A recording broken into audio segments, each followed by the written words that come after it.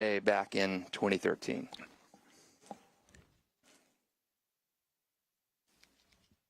Is that enough? Was it 80, 84? 84-0.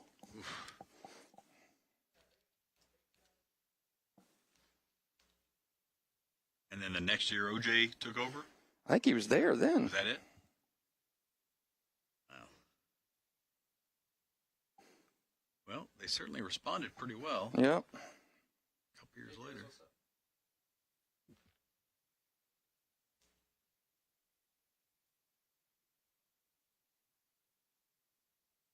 Fairly close now. Closer?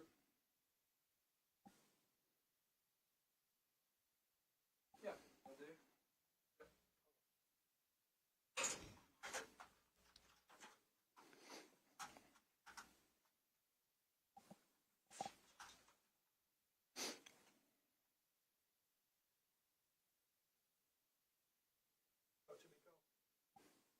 This matchup with a pair of West Side teams going at it. By the way, I'm hearing it mostly in my right ear and hardly at all in my left. I don't know if there's a balance issue.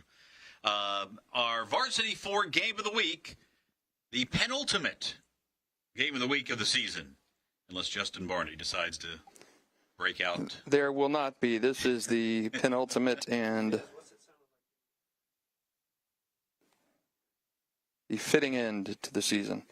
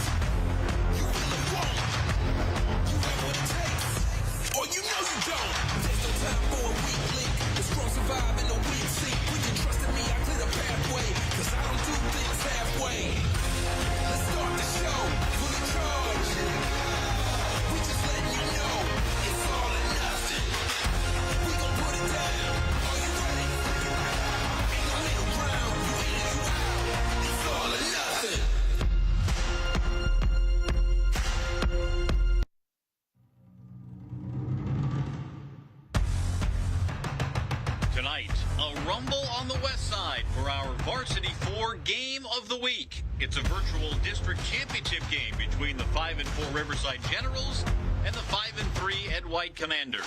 Here's what's at stake tonight. For Riverside, it's an automatic spot in the playoffs and the guarantee of a winning record. For White, it's a chance to avoid needing a win on Thursday in the season finale against Baldwin and a spot in the playoffs. Along with Justin Barney, I'm Cole Pepper. Justin, these matchups between Riverside and White are almost always physical affairs between players who know each other very well. Yeah, you look at this recent history, the last 20 years, Ed White leads it 8-5, and it's been very cyclical. Ed White won 7 straight from 2006 to 2014, included that with an 84-0 romp over the Generals, and then Riverside responded. From 2017 to 2021, they flipped the script. They won 4 in a row. The last 2 have been split, so we're expecting a very good game tonight, a battle of the West Side, and this one just always seems to be fast and physical, and I don't think this one is going to deviate from that too much.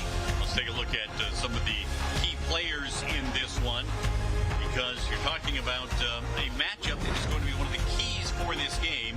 For Riverside, it's wide receiver Tayshawn Gelsey, 6'4", 210. You see his numbers there. He averages a touchdown every 3.75 receptions. He scores so often, more often than not when he gets his hands on the football. He has committed to play tight end at Florida. Well, Florida State's still chasing him as a wide receiver. And the guy who's going to have to cover him, Josh Patterson. Patterson, the other number 2, here on senior night. Senior defensive back, 3 interceptions this year, a 4-year starter, and an Iowa State commit. That is going to be a major matchup in this game, Justin. Yeah, and the Patterson line goes very, very deep. There's been Deshaun, Jason, and now Joshua, that Patterson family name well known over there at Ed White. It is senior day. It is also a day with a certain level of somberness as they honor Alicia Williams, a senior basketball player and flag football player who was killed in a hit-and-run crash less than a month ago. So you'll see a number of players for Ed White wearing red. Alicia wore red hair, and red was her favorite color, so they're wearing some red to honor her tonight. There are also stickers on the helmets to remember her after she was taken far too soon from the Ed White community. Ed White at 5-3, Riverside at 5-4, and the head coaches certainly know what this rivalry is all about. Antoine Nicholas, the Riverside head coach, his 3rd season as the head coach here, but previous to that, the offensive coordinator, and before that, you go even further back, he played for what was then Lee High School. He's a general through and through. Yeah, and his brother Stephen Nicholas played there, and then went on to play in the NFL. Of course, Antoine coached under O.J. Small, an excellent player locally as a high school athlete, and then as a coach at Riverside. And O.J. bowed out a couple years ago, and 3 years ago, and Antoine was moved up into that position. So these schools know each other well. These head coaches know this system and area very well, and what this rivalry means to this West Side community. Of course, memories of Alicia Williams going strong throughout Ed White, not only tonight, but since that tragedy happened. She was a fantastic athlete, exceptional flag football player for one of the area's best flag football programs. Certainly wish her family and the Ed White community well as they continue to mourn and honor her memory. She'll be on the mind of Ed White and the head coach Lawrence Johnson, who's in his 6th season. He took over for great Kevin Sullivan and led Ed White to 4 straight playoff appearances. Last year, 7-5, lost at Bishop Moore in the first round. But Ed White looks like a team that should be in the playoffs. This is a bit of a playoff preview for both of these sides. They're taking on one another, the kind of matchup they might see in the first round of the playoffs. Yeah, and it feels like playoff weather right now, Cole. It feels so good outside, and the temperatures kind of shift down, and the allergies start kicking in. You know that football is right around the corner, that playoff weather. It's here, Cole. This is definitely a playoff-type game tonight. Win and you're in. We'll talk about the task for Lawrence Johnson's defense to stop this Riverside offense. It's not just Gelsey.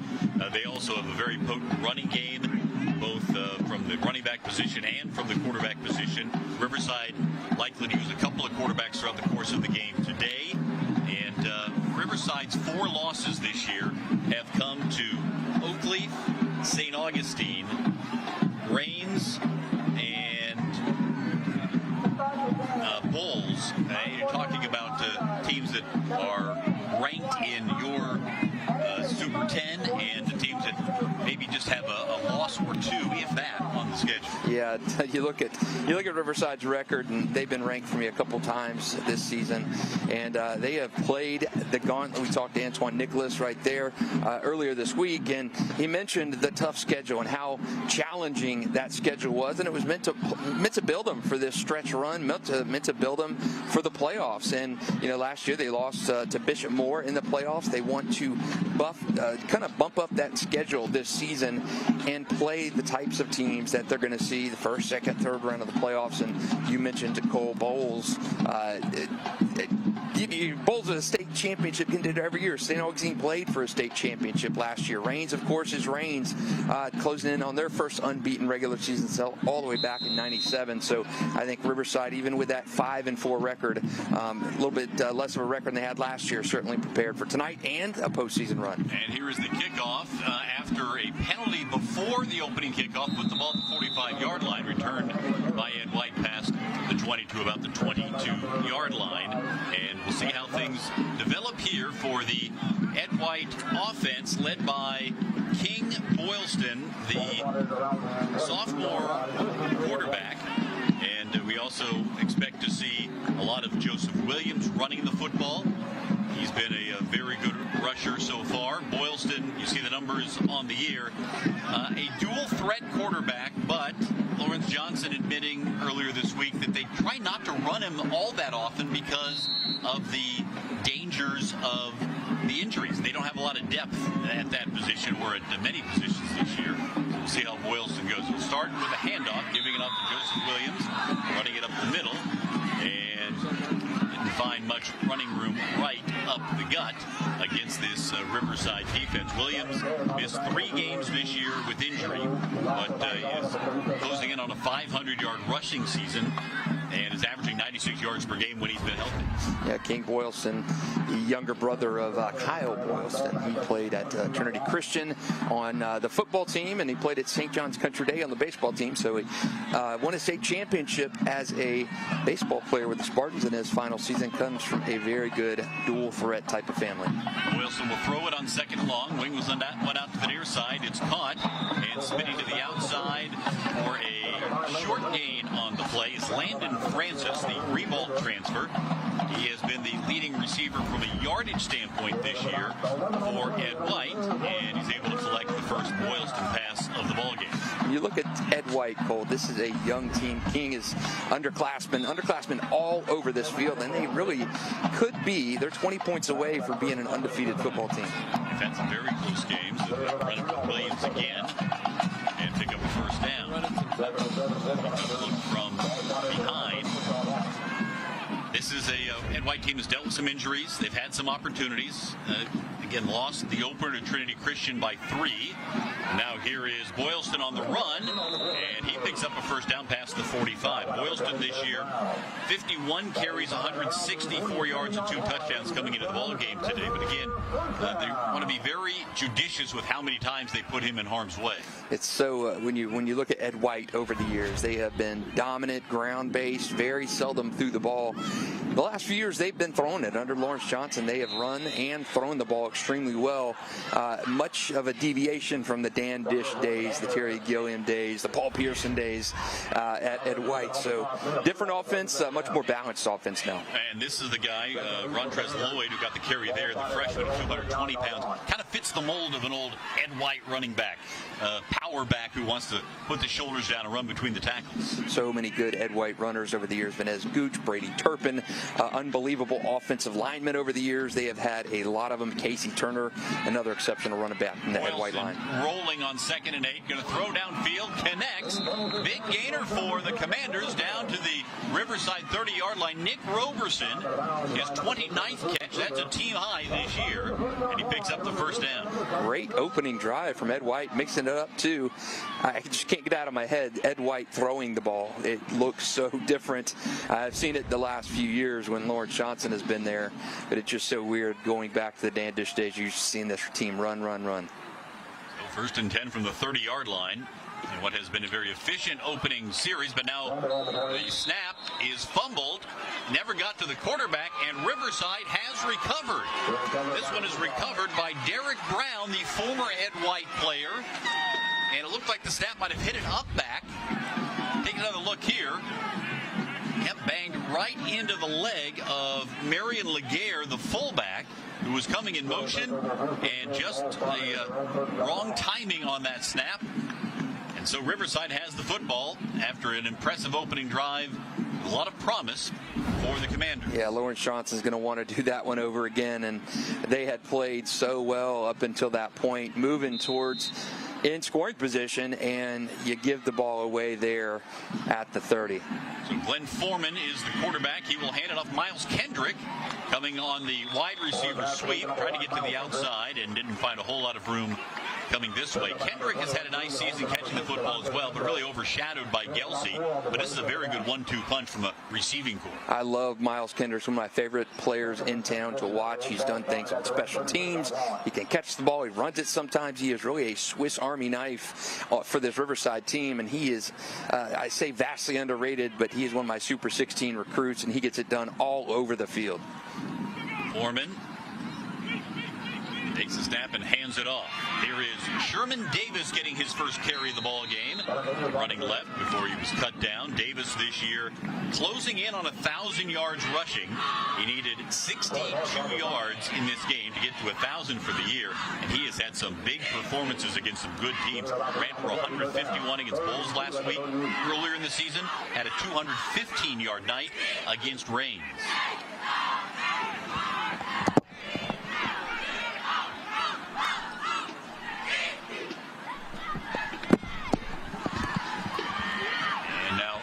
Outside. This is Davis again, breaking tackles and running out of bounds. Man, he has done it on the ground this year too. We hear so much on Gelsey and Kendrick, and Sharmon Davis takes it there and close to breaking that and going the distance. Really, really good run there. Great blocking, trucks a defender, and man, he is leveling the boom there. Ran over Addison Powell, and Riverside moving on this opening drive. Sticking with the run there. The Generals have not seen the long ball, the Tayshawn Gelsey, quite yet. But that's only a matter of time.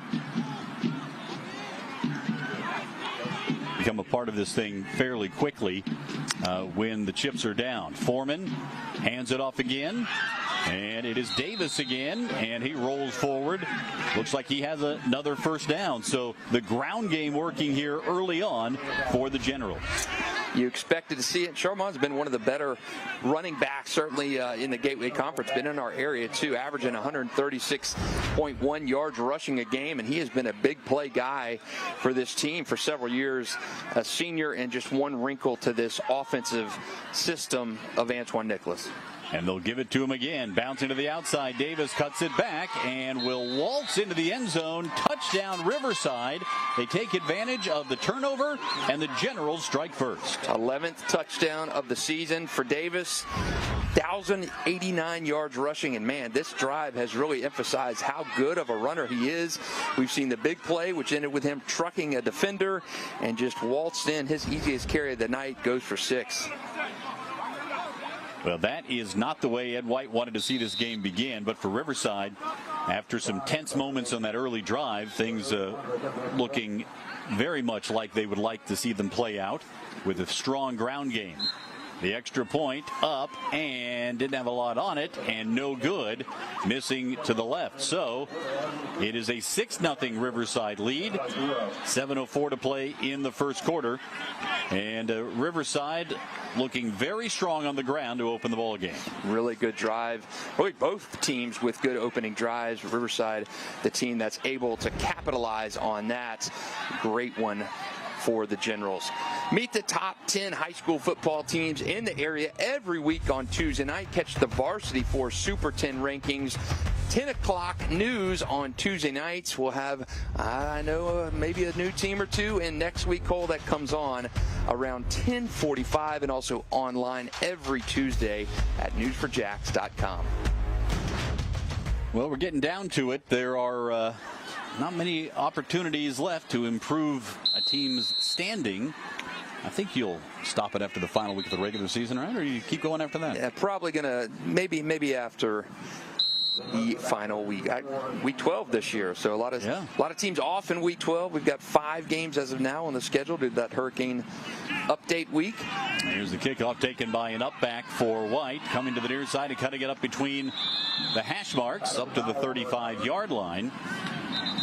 And that's Addison Powell with the return, and that will allow Ed White to start from a good spot once again. You're Ed White, you put together such a good drive, Cole, and it's almost like we saw last week with Bartram Trail.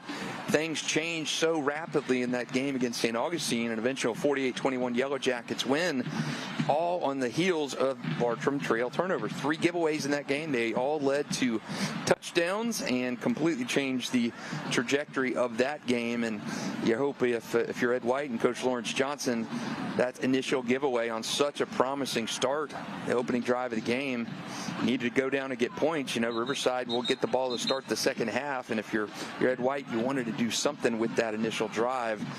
and they were not able to do anything with it after they coughed it up right around the 30-yard line. That was just the 4th fumble recovery for Riverside defensively this year. They have 12 interceptions and 13 sacks, so they've made plays on defense, but fumble recoveries have been few and far between. Boylston now works in the pistol formation, and guys jumping up front. Victor Burks jumped off sides on the defensive line for Riverside, so it'll be an easy 5 yards for the Commanders. Mentioned the Commanders last year 7-5, including a playoff loss. A win here today would be their 6th victory. They still do have 1 game remaining. That is Thursday, thanks for Halloween against Baldwin. And if they lose here, they would probably need a win there in order to assure themselves of a playoff spot. Certainly wouldn't hurt. Here is the handoff running up the middle. Rontrez Lloyd, and the 220-pound freshman bangs his way forward for maybe a yard. Averaging 6.5 yards per carry this year, and really was pushed into action when Joseph Williams went down with the injury. And Lloyd, able to respond, did have a 100-yard game.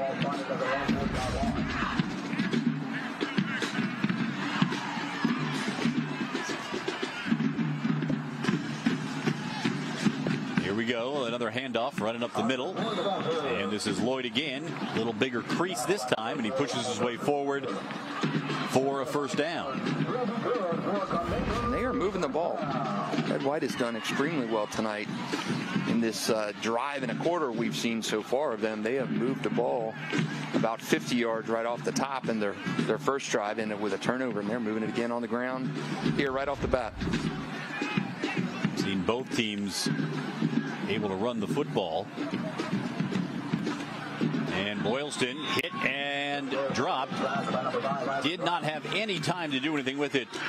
Tashawn Brown, who has been averaging 7 tackles per game, along with Chavez Williams, right back there in the backfield, to drop Boylston on the sack. A high snap, he pulled it down, lucky to get that down. Tried to do something on the design run. He was met by a wall of blue at that line. 2nd and 13 now for Boylston.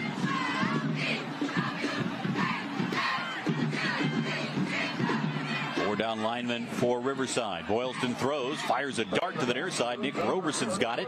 Steps out of bounds inside the 45 at the 44-yard line. And it was a very confident-looking pass from Boylston. He's moved the ball well tonight through the air, especially. Actually, he's been more successful throwing the ball than he has running. And he's a very capable runner, too, for the Commanders. Definitely a dual threat type of football player, and the handoff to Williams, and he runs into his own man and goes down to the backfield. We've seen a couple of misfits this time in the run game. Clock running 7 minutes into this one. Riverside capitalizing on the opening drive fumble to score the touchdown and take the lead. Cannot have that self-inflicted mistakes. I feel like I say that every week for high school football games of the week, Cole. If you have those self-inflicted mistakes, and we've seen those issues wreck teams on our Friday night games. Boylston firing, and this one almost intercepted. It was knocked down. Ronald Williams, the sophomore corner, almost had a pick. Had his hands on it, but could not hold on. So close from a pick six. Ooh. I don't know if he was thinking end zone before he caught that ball with it right in his hands. He's still thinking about it. He's thinking he was going to be a highlight reel play of the week candidate. 3rd and 13 now for the Commanders. On senior night, or rather on senior night tonight, it was intended to be the last home game, but then that Baldwin game got moved. And next week will be homecoming for Ed White. So they've got back-to-back games full of pageantry. Boylston off play action. Looking for somebody to come open, and he'll just run out of bounds. Couldn't find anybody running in the secondary. So 4th and 12 coming up, and in this spot of the field, kind of in no man's land. Yeah, I think you probably go for it here. 4th down, and I thought it was great coverage there by Riverside. Did not let anything. Kept Boylston in check. Receivers blanketed. Just kind of had to take it and eat the yardage there. The punting team comes on.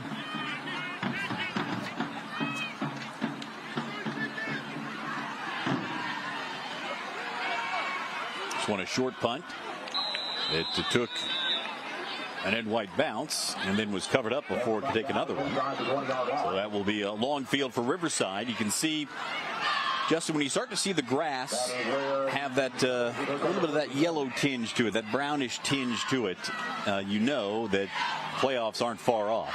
Yeah, and it's only on the natural grass field that you see that at Riverside. It's green year-round because they have a beautiful new turf field that's just 3 years old. Recently installed. There will be more of those coming in around Duval County schools. Terry Parker got one earlier this year and dedicated a few weeks ago. My school that I went to in high school for a couple years. And give it to Davis, running right up the middle and almost broke free. A shoestring tackle keeps it to a 5-yard gain. Over 1,100 yards rushing this season. Charmont, they have got a good balanced offense. You've got an 1,100-yard runner. You've got a touchdown machine in Tayshawn Gelsey. He can be potent offensively, there's no doubt about it. Davis running wide has the first down as he runs out of bounds on the far side. Joshua Macklin chased him out. Middle linebacker for the Commanders. And all Davis, all generals on the ground so far. Besides the one pass to Miles Kendrick on that first drive, but it has been Charmont Davis and Glenn Foreman handing him the ball. And we thought we'd see more of Tayshawn Gelsey. So far, he has been quiet.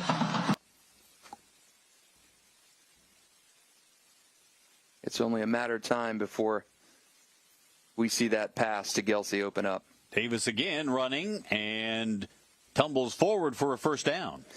In the Charmont Davis show so far, this Riverside offense. He has had 5 100-yard games this year. And he looks like he might be heading for a 6th at this rate. Get it on this drive. Running like that. The penalty marker thrown at the end of the play. So this will bring it back, and Davis's yardage gets wiped out.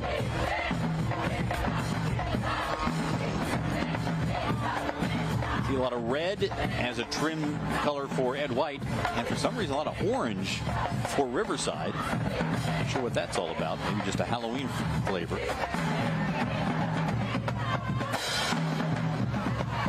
Not a lot of pink, as we usually see with the Breast Cancer Awareness Month.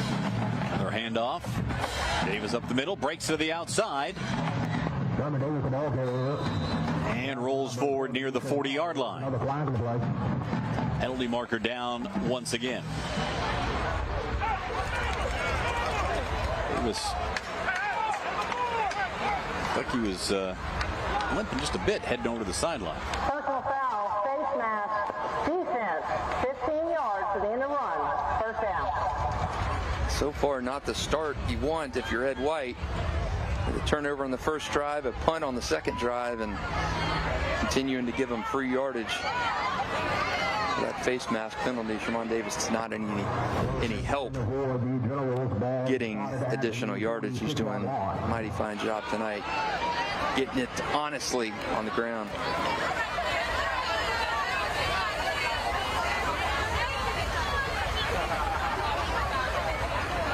Derek Bridges in on a receiver position. He's in the slot to the right. They'll throw it to the near side. Gelsey with his first catch. Breaks to the inside and maybe gets back to the line of scrimmage, maybe another yard. So not much doing for Gelsey on the first completion, but you see the size of Gelsey. Again, 6'4", 210. And so throwing these short ones to him, sometimes he can break some tackles. He is so physical. We'll see how he does as he moves downfield. Again, Joshua Patterson, the top defender, has been on him quite a bit, although not exclusively. Here's a quick throw out to the far side. This one caught by Xavier Hilliard, and Hilliard has a first down for the Generals. I remember O.J. Small when he was coaching, and his legacy there to me was building something sustainable and keeping the kids there in the neighborhood school and building with what he had. And he had guys transfer in, transfer out every year, more guys transferring out than in, and he was always content to play with the guys in his system, not complain about guys who were leaving, play the cards you're dealt. OJ built something sustainable over there. He was an interim coach for a little bit and turned things around with Riverside, and of course it was Lee back then. Turned it around and built a solid program. He's had excellent players come through. Jaheim Singletary, of course, signed with Georgia, still playing in the SEC. Derek Jones, they called him Noodle Jones, one of the best quarterbacks in his era time there. A lot of offensive stars still at Riverside under Coach Antoine Nicholas. 5 receivers in the pattern here after the penalty. It's back at the 47-yard line. Foreman looks to the sideline.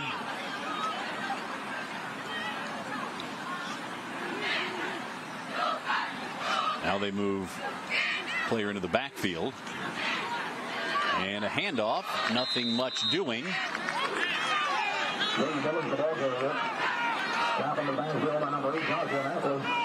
Shoe comes off there. Goes to the sideline after the run. Jonathan Asby. 1 target, 1 catch for Tayshawn Gelsey so far. 1 target, 1 catch for Miles Kendrick. A lot of ground game so far for this Riverside Generals offense.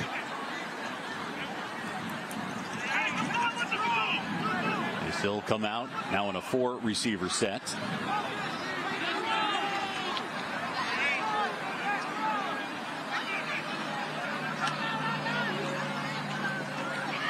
And a handoff, nothing going there. Brought in Mitchell Gaskins at quarterback there. And Gaskins listed at 5 foot 130 pounds. I don't know how accurate that is, but you can see he's not hulking over his offensive lineman. He is not. Foreman back in the game now. And throws across the middle, caught near the first down marker.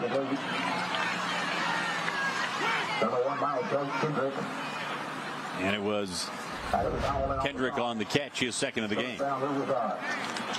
Has patience in the pocket. Getting it to Kendrick over the middle and letting your best players do the rest of the work. 2 catches for Kendrick, 1 for Gelsey. I'm going to see a long ball to Tayshawn at some point. White taking the center of that line away after that opening drive. Probably going to bring us to the end of the first quarter.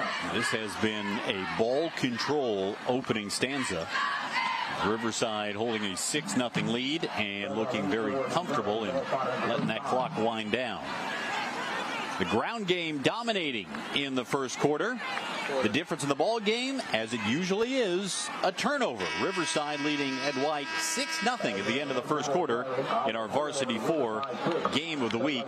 Justin, you mentioned that turnovers and self-inflicted wounds often impact high school football games. I would say it impacts high school football games, college football games, pro football games, arena football, you name it. Winning the turnover battle is the best recipe for a victory, and Riverside, both these teams are in the positive from the turnover margins this year. Commanders are +5 and Riverside +3, but in this game right now the Generals are +1. Yeah, and you mentioned at every level of football, I can't tell you how many press conferences this year Trevor Lawrence has talked about the turnover battle. Doug Peterson, turnovers. You win the turnover battle, good things are going to happen. These teams are too good to continue to give them free possessions. That's a good time to remind you the News for Jags podcast comes to you each week. Had something good to talk about this week, a Victory Monday. Jaguars coming back from London with a win over the Patriots, but how will they do this week? You can check the News for Jags podcast out wherever you get your favorite podcasts. And if you want to read instead of listen, subscribe to our News for Jags newsletter. Do that at newsforjags.com/newsletters and have all the Jaguars news delivered straight to your inbox. Well, this rivalry always seems to have some good heat. It's not necessarily a range revolt or something of that ilk, but there's always a lot of physical football when these two schools get together. And there is Foreman throwing. It was a lateral, but it's intercepted, picked up, and going to be taken back all the way for a touchdown. What a turn of events, as we were just talking about how turnovers can make a huge difference in the ball game, and there's one that has now tied things up as Devontae Mango took it back the distance. What a play. The good read on that, and I think Foreman was hanging it up too long and kind of like the receiver screen, and opening drive, a pick six potentially hit the Riverside defensive back in his hands, and Mango says, hey, that's hit me in the hands and it's sticking. He goes back for a pick six, and man, we've got a new game all over again right now. Great defense by Ed White Commanders, very patient to stay with that. Mango read it, hit him in stride, and he went the other direction. Well, as you know, nobody put a hand on him because you cannot touch the Mango. And here is the extra point, up and good by Van Fang. And just like that, Ed White on top 7-6 in this West Side battle. What a play by Mango there to do it. The junior took it the other way, and that's been the difference right now in this game. Turnovers. Riverside scored off Ed White's turnover on the first drive, and Mango said, see you later on that pick six, and the Commanders up 7-6 right now. So turnovers. Saturdays are made for sports on CW17. Watch action-packed ACC football, NASCAR's high-speed thrills, and the latest from Live Golf. It's all happening on CW Sports Saturdays on CW17.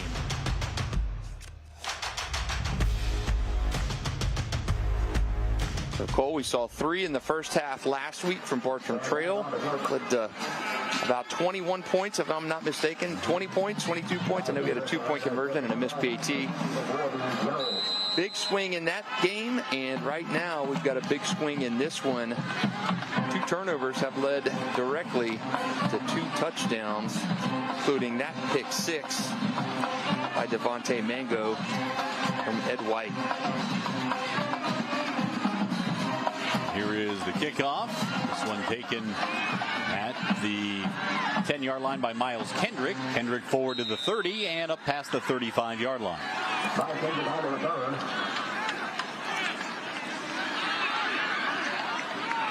You're stressing to your team right now, if you're Antoine Nicholas, settle down.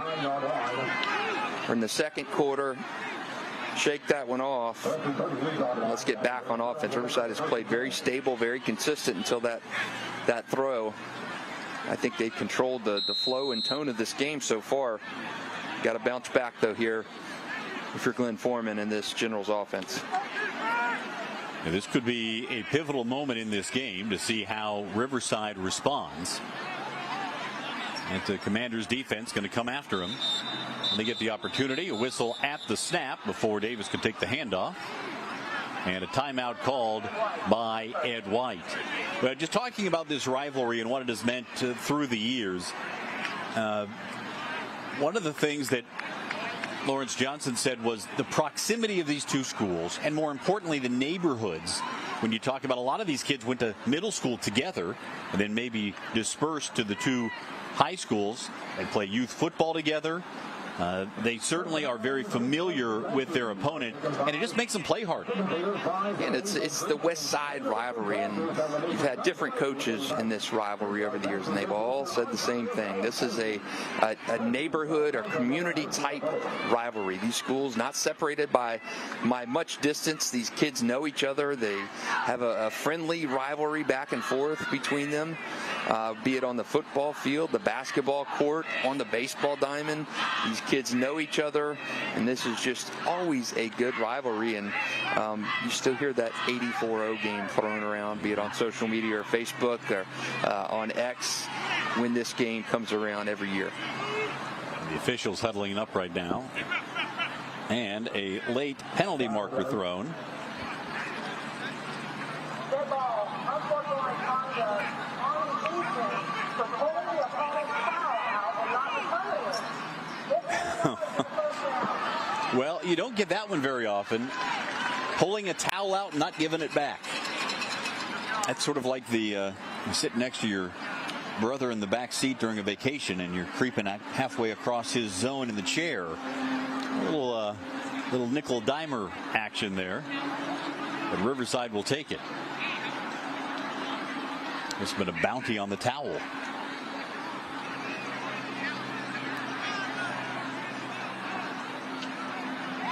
That is not one you expect. Certainly unique. We're in week 10, and that's the first time we've heard that type of penalty call this year. And now the bookkeeping, which took twice as long because there's probably no shorthand for that. 1st and 10 from the Ed White 47. Give it off to Davis, running to the right, and well defended that time by the Commanders defense. Javon Johnson was in there along with Johnny Duckett. And this, for Riverside, this is it. This is their final regular season game, and we're not starting playoffs next week. We're not starting it the following week. So Riverside's going to have some time off. For some of these guys, the last game, it is important. Your senior career, your senior year winding down. This is their final game until that second week of November. So you want to go out strong and certainly finish 6-4 with the district championship. Quick throw right side, in and out of the hands of Miles Kendrick. Incomplete, and they bring up 3rd down and 10. We showed the stat earlier on the Ed White defense. Came into the game with 32 sacks, 7 interceptions, and 7 fumble recoveries. So this has been a playmaking group as well. You can add another interception, the pick 6 turned in by Devontae Mango to give Ed White the lead. Now movement up front, Darius Williams jumped off sides for Ed White. When I think of Ed White historically, I think of a tough offensive line, a brutal ground game, fast linebackers, and an excellent secondary. I look at guys like D. Webb, who played there, Cheston Blackshear, an unbelievable offensive tackle. So many good guys have come through this Ed White program. Foreman to throw it on 2nd and 5. Wings one to the right side. That is caught by Kendrick. He has been the favorite target so far in this first half. We're seeing just how versatile Miles Kendrick is. He is going to be a big-time college player as well at up to Indiana. Got the IU on the arm sleeves there. We've been watching very closely what the Hoosiers have been doing this year. Unbeaten. Now Foreman throwing deep down the left side, looking for Gelsey, who's got it. Touchdown. Tayshawn Gelsey, his 13th touchdown catch of the season. Just like that, Riverside responds. So Tayshawn averaging a TD every 3.8 catches, Cole, and that is going to tick down even more. Oh, look, that was almost the bad snap there, the interaction. And wow, what a throw. We knew Tayshawn was going to get that long target at some point tonight. He's like that Madden receiver, and you just run deep and throw it. You know he's going to be down there somewhere. Averages a touchdown every under 4 receptions, and that's his second catch tonight. So that touchdown average is going to tick down yet again. They'll go for 2 here. Foreman, jump pass, and knocked down, incomplete. He was trying to get it to Zion Hicks in the back of the end zone.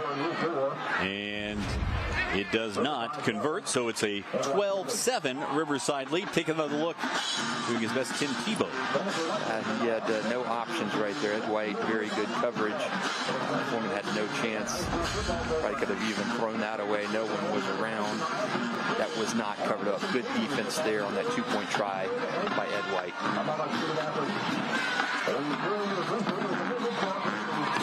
2 catches for Tayshawn Gelsey. 1 has gone for a touchdown. Got a good game going on right now. Stay connected to high school sports in the area with the Varsity 4 podcast. Each week, Sponge Franklin and I bring you high school football analysis, game previews, and local insight that you can only find here. The Varsity 4 podcast. Check that out under the sports tab on newsforjacks.com or wherever your favorite podcasts are found. I'm going to just predict that if you tune in next week, you might hear a little something about the player survey. You could. Always enjoy doing those and hearing the current crop of players, what they think and how things have changed over the years in the eyes of players. Just really remarkable. I remember years ago I asked players about the potential of being paid in college or earning money. And almost overwhelmingly, maybe 10 years ago, 8, 9, 10 years ago, the players said absolutely not. A scholarship is plenty. And now with NIL, it has certainly flipped the other direction in terms of what these players and certainly what their representation and what their parents, their family expects them to get once they get into college. We'll get into that survey a little bit here as the game allows, but really gives a great insight into what current high school players and coaches think about one another, about the game, about how it's being played out. They voted Mandarin as the best team in the year. You know, this was an early season survey, which came before some of the big injuries for the Mustangs, but that wasn't a real surprise, I wouldn't think. No, I don't think that was a surprise at all, and I think Mandarin, we saw how good Mandarin was in week 1 against Creekside. They won 57-13 with that full strength of the team, and it's been different since then. 2nd and 8 for Ed White, trailing for the second time in the ball game. Boylston, another snap issue, picks it up, fires to the near side, caught by Ulysses Johnson. Had to go down to the ground to grab it. Short gain. Will bring up 3rd down for the Commanders. Best offensive player in the area in the survey, Jamie French, the Mandarin wide receiver, since injured. Yeah, crazy the numbers on that, Cole. I had about 136, 139 answers from players, and Jamie was the #1 respondent on 49 of those surveys. That's a remarkable percentage. A bunch of guys in the 4, 5, 6, 7, 8 range in terms of votes. They dump it off short. This one's caught by Marlon Laguerre, the fullback. Oh, beg your pardon. It was Rontrez Lloyd. Built like a fullback, runs like a tailback. Man, great defense there, too, from Ashnell Luisas. Defensive end, tracking that play down. Hopefully I pronounced his name right, but, man, great tackle there. Good play by a defensive end on a running back to stop that play. Was enough for a 1st down. Mandarin swept the best players in the area in the survey, by the way, with Drake Stubbs, the safety, getting the bulk of the votes. He was the only one to get more than 10 votes. Yeah, and that's not a surprise. He was our All News for Jacks Defensive Player of the Year last year. Actually tied for the top defensive player in the area voting last year from players in that preseason survey. So not a surprise. And I think people were surprised a little bit online with these results from the Mandarin dominance in terms of best teams, best players. And again, these are awards, they're surveys that voted on by players before the season began. And usually it's the top recruits who tend to dominate in that survey and that voting. Yeah, ultimately, the players know who the better players are when they play against them. Quick throw out to the far side. This one is caught, and turning upfield to the 38 was Landon Francis. Short gain on the play. Clock continues to move inside 8.5 minutes to play in the first half. That one may go as a run. Looks like a backward pass to Francis. He does have 7 carries on the season coming into today. Last backwards pass we saw went the other direction for 6. Boylston will hand it off. This is Rontrez Lloyd, freshman, getting the bulk of the carries here in this first half after Joseph Williams got the start. He had been largely the backup, but Lloyd getting a lot of work here today. Lawrence Johnson thinks he's going to be a very good one. So young on this Ed White team, and I think that's great for not only now but for the future too. Lawrence Johnson got a lot of young ball players on this team. Of course, you're going to graduate some impact players. Biggest one of those, Mr. Patterson there in the secondary, Joshua Patterson. Williams back in on 3rd and 5 and cut down before he gets back to the line of scrimmage. So it's been an uneven ground game after a strong start for Ed White. Good way to come up and play that run there. Anthony Wiggins Jr. the stop there to force Ed White into a punting situation. I like the makeup of this Ed White team, and so many underclassmen playing. They're going to go for it, Justin, on 4th and 5 here. Or at least so it appears. Boylston in there with Lloyd in the backfield. Almost in jumping off sides territory. Fired, caught. There goes Nick Roberson right down the seam, and he is in. Touchdown on 4th and 5. Nick Roberson what a gives play. Ed White the lead. What a play, what a call, what execution there. King Boylston, underclassman, to another underclassman, Nick Roberson. Stands in the pocket, nice wind up. Safety's in chase, nobody is catching him. He was looking Roberson's way the whole time. We got ourselves a ball game here at Johnny Gwines Field.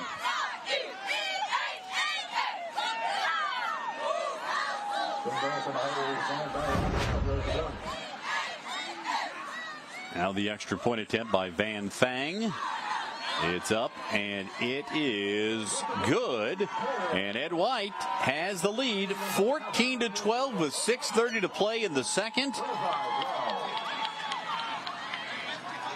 And it was a defensive touchdown, then a 4th down touchdown by Ed White to put the Commanders on top. This is exactly the kind of game you expect in a rivalry game at the end of the year when there's so much on the line. Pressure on both teams. Now we'll see who rises to the occasion. A game kind of like we expected to see, the back and forth. Neither team really pulling away. It's the punch and the counter punch, and we are seeing a good one develop. Now is a good time to remind you that we have got some wrestling on CW17, NXT WWE on Tuesday nights at 8 p.m. on CW17. Catch the rising stars, the next generation of WWE superstars. That's NXT on CW, 8 p.m. on Tuesday nights. Well, this rivalry between Riverside and White received 5 votes as the best high school rivalry in the area. It was tied for 3rd. It's technically tied for 4th because you had Yulee, Fernandina Beach, Nice, Ponte Vedra tied for 2nd, and Range Ribault, the runaway in your survey. No surprise there. Here comes Kendrick on the return. Has a seam to the 30 and closed down and then gang tackled back at the 27-yard line. But this rivalry has meaning. People know it has meaning. I'm going to suggest that probably some Riverside and White guys voted for this particular rivalry as the best one, or the biggest rivalry. But it also has a lot of history to it. A lot of history. You go back to the Corky Rogers years at Riverside, or at Lee at the time. One of the biggest rivals at that time was Ed White. And even prior to that, this Ed White and Lee rivalry has stood the test of time, even with a new name, Lee turning into Riverside several years ago. this rivalry still an excellent one. Foreman throws over the middle. It's Zion Hicks with a leaping reception. His second catch of the ball game.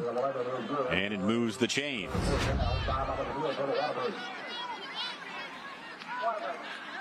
Both these teams a season ago made the playoffs, and looks like both likely will again here this year. But who their matchups might be going to be impacted greatly by what happens here today. And as you wrote about on news4jax.com this week, Justin, for Ed White, they want to stay out of that number 8 hole in the playoffs, because that means a first-round matchup with St. Augustine, and that's not what they're looking for at all. Not what you want to see, and that's currently where the White Commanders are, is in that number 8 spot, and they could stay in that number 8 spot. That's fine. You need to stay in 1 through 8 or have that district championship to get you in that spot.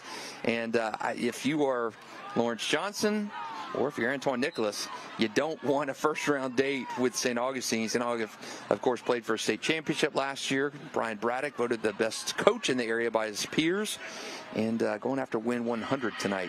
Foreman retreating, setting up the screen. Dumps it off. Short, caught by Davis. Turns it upfield past the 45 to the 47-yard line. It'll bring up 2nd down and 3. Trying to use the Ed White defensive aggression against them here. And it almost sprung for a big one.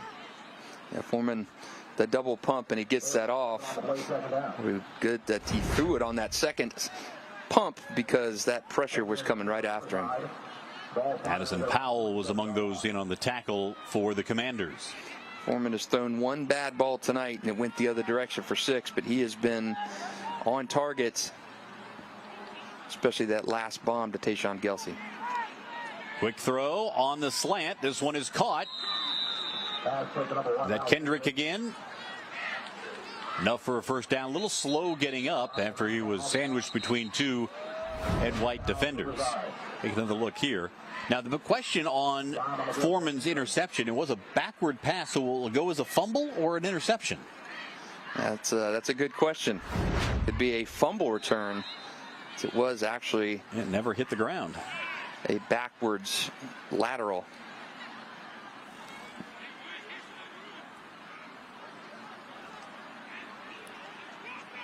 So 1st and 10 from the 33. High snap. And Foreman will run and slide down after a short gain. Good decision there. It almost reminded me of when he threw that pick. He had a flanker out there set up for that receiver screen, and he had a back behind him there. Worried that he could have looked back and tried to flick it backwards.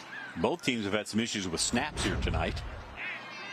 That one almost got away from Foreman.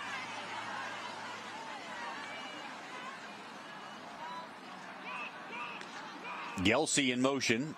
He'll hand it off instead up the middle. Davis weaving his way through the Ed White secondary inside the 15-yard line. Been a long time since we called his name, and he is right back to making plays. Sharmon Davis has been a big part of this offense tonight. Right through the center of that defense there. Addison Powell lucky to get a jersey full. Now they'll save the touchdown. It will be Foreman, the quarterback. And did he lose the football before he broke the plane? I believe so. Wow. Ed White says they have recovered it, and the officials look like they're going to agree. It's like Josiah Smith came down with that ball, and once again, Cole, what do we say? Turnovers? Turnovers, turnovers. Wow, what a play as they were going in the end zone. Take another look here. Foreman wrapped up and just punched out from behind. Tough to see how close he was to the goal line on that angle. This one looks like he was just about at the 1-yard line. So good call by the officials, and a huge turnover forced by Ed White. Wow, that is a huge momentum shift. Go from potentially being down at halftime.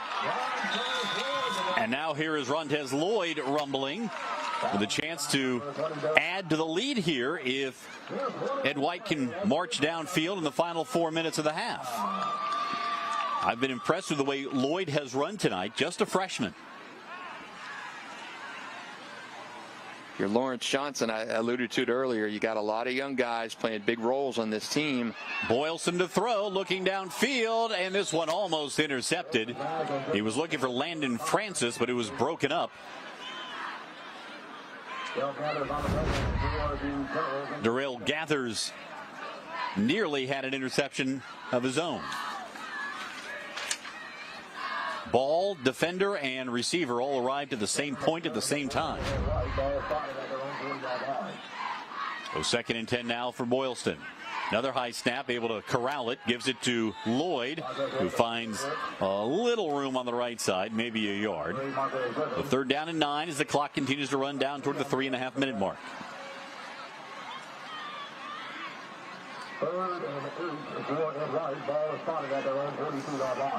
Big shift there for that Riverside offense. 2 killer fumbles,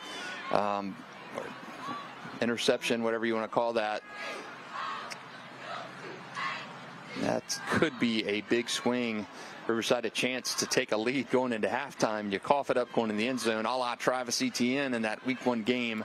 The Jaguars at the Dolphins, and we saw how big of a shift that turned into. Boylston throws quickly. This one caught by Roberson along the near side hash marks. Another 1st down.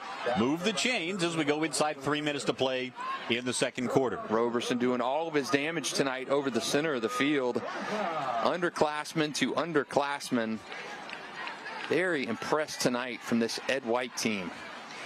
I mentioned they lost 2 games by 3 points. That loss to Oakleaf last week was 28-14, but they were in that ball game all the way into the finish. Oakleaf is a top 5 team for me.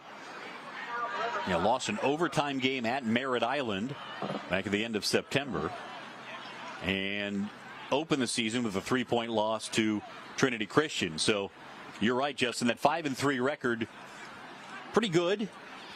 Probably not exactly indicative of the kind of team that the Commanders have this year. And I cannot stress enough, this is a young team for Lawrence Johnson. You had some transfers out of your program, including Tony Williams, your kind of your face of your team, and on both sides of the ball last year. He's now playing a big role at Raines, and you still have Joshua Patterson here, but you got a lot of young guys on this team, and these young guys, including King Boylston at quarterback, he's a transfer from Trinity Christian, playing a bigger role for this young team. And these young guys at Ed White have grown up this season for Lawrence Johnson. You lose in Week 1 to Trinity Christian, 21-18. You lose to Merritt Island, 30-27. So the 2 losses you've had have been very close, down to the wire games. And this is a young team. And if Lawrence Johnson can keep these guys together next year, they are going to be tough, tough, tough. 1st and 10 for Boylston. Floats one to the far side. Caught. And running to the outside is Landon Francis. And Francis gains 7 on 1st down. Stops the clock with 2:33 to play. Ed White has looked very composed here. The only real blemish was the fumble on the snap and hit a up back. Aside from that, offensively, they have looked very composed. You mentioned Boylston's a sophomore, the quarterback. Rontrez Lloyd, who's run the ball quite a bit, is in there right now, is a freshman. So a lot of these guys could be the foundational pieces next year. Boylston will keep it himself on 2nd and 3 and runs for the 1st down. And you'd love to get something out of this drive and go into halftime, because Riverside gets that ball first to start the 2nd half. But if you could scratch out points here somehow, that's a massive swing, considering Riverside, it was essentially going into the end zone for a touchdown, and you had the ball pop loose and turn it over. 1st and 10. Boylston throws again to the far side. Caught by Roberson, who spins to the outside, steps out of bounds, stops the clock with 2:06 to play. But you're burning clock. You're taking it away, taking the time away that Riverside could have used to score. And this is a huge drive here. If you could manufacture something out of this to put points on the scoreboard going into half. We know what Riverside can do. We saw that one play, long play from Foreman to Tayshawn to get into the end zone. Riverside's been its own worst enemy tonight. Well, it has been a slow, steady performance for the most part by the Ed White offense. Scoring the touchdown on defense and then on a fourth down play. This has been perhaps the most impressive drive that the Commanders have put together. Maybe save the opening drive that was spoiled by that snap that hit the up back and was recovered by Riverside. I'm feeling confident right now in this rivalry that you're probably not favored in this game if you're Ed White. Of course, Lawrence Johnson said this week that they felt confident. They played a tough schedule to get to this point. Figured they would be in this position against Riverside for a district championship. 2nd and 3, Boylston to throw. Pressure coming, runs away. Still looking, and now he'll just dump it into the sideline. Nice catch by the young boy on the sideline, ball boy. Potential future commander. So 2nd and 3 becomes 3rd and 3 as we go inside 2 minutes to play here in the half. I think Lawrence Johnson would probably be just fine to go in up 2. He'd love to go in up 9, but he can't be too disappointed with where they are right now. They'll hand it off. This time Lloyd banging his way forward has the first down between the hash marks. Another first down, and that clock continues to run. Get something out of this drive, and that turnover by Riverside will be even more of a killer for the Generals. Montrez Lloyd, the freshman, doing some hard work in the running game. Here's the throw, in and out of the hands, and intercepted. Oh, what a pickoff. It was thrown a bit high, and it is picked off on the dive by Richard Pooler. That is a huge play for Riverside. What a great athletic interception. So both teams plagued by unbelievable turnovers inside the red zone.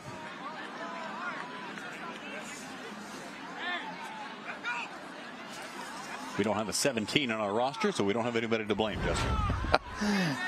What a grab there by Richard Pooler. Well, this Riverside defense has given up some numbers this year. They're allowing 29 points per game. But, boy, they make plays when it matters. That is the 13th interception of the season for the Riverside defense. I can't believe that interception. Great composure off the tip ball drill. And that could be a play of the night for the Generals. You keep Ed White out of the end zone, prevent the score from getting to be a 2-possession game. I think at this point, you're probably just content to go into half, trailing 14-12. Get that ball first to start the second half. But what a defensive play there by Riverside and Richard Pooler. Let the clock roll down, hand it off to Davis, who breaks one tackle, then another, and is past the 20-yard line, has a first down, and that will probably end any thought of Ed White calling timeouts here at the end of the half to try to get the ball back. The way Davis has run, he has been very strong carrying the football for Riverside. I saw him on that first drive. I thought his best carry of the game came on that first drive. We trucked an Ed White defender. Now here is the roll out to the right by Jaden DeLune. And the third quarterback to take a snap in this game for Riverside. DeLone, a sophomore. You saw Mitch Gaskins in there take one snap and hand it off. The 5-footer. And DeLone's going to stay in the game here, it appears, for Foreman.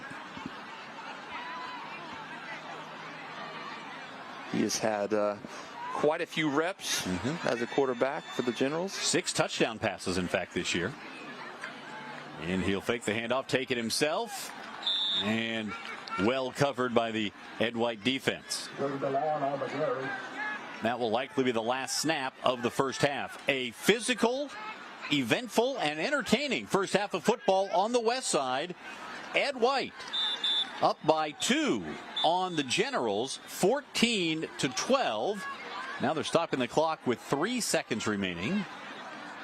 What's this all about?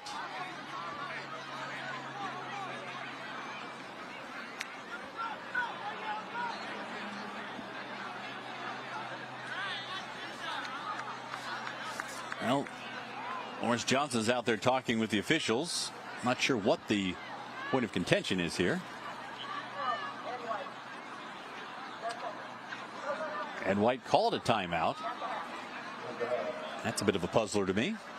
With 3 seconds left, and now they'll let it run. And there we go. All right. Got it all sorted out. There have been some administrative pauses here in this first half. But nonetheless, the Commanders with a 14-12 lead at the break over Riverside. It is, in essence, a district championship game. The winner clinches a playoff spot. The loser has to wait to see how things play out.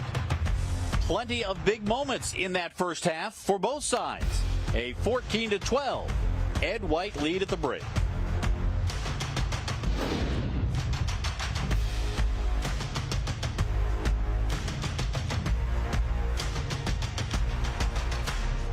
It's Friday night, where student athletes play with nothing to lose, chasing greatness, building bonds. And whole communities come together under the lights to witness passion, pride, and moments they'll remember for the rest of their lives. This is football, high school football. There's no tradition like it. And we're here to support it. Farron Farah is proud to sponsor Varsity for Football. A world of ideas comes to life through Gemstone Media. We blend picture and sound, persuasion and emotion, purpose and passion to brand your company and increase sales. We broadcast sports and train military and industrial personnel. Let us demonstrate the power of effective communication. On the air, online, on demand, on time, on budget, on point. Let Gemstone Media get your ideas turned on.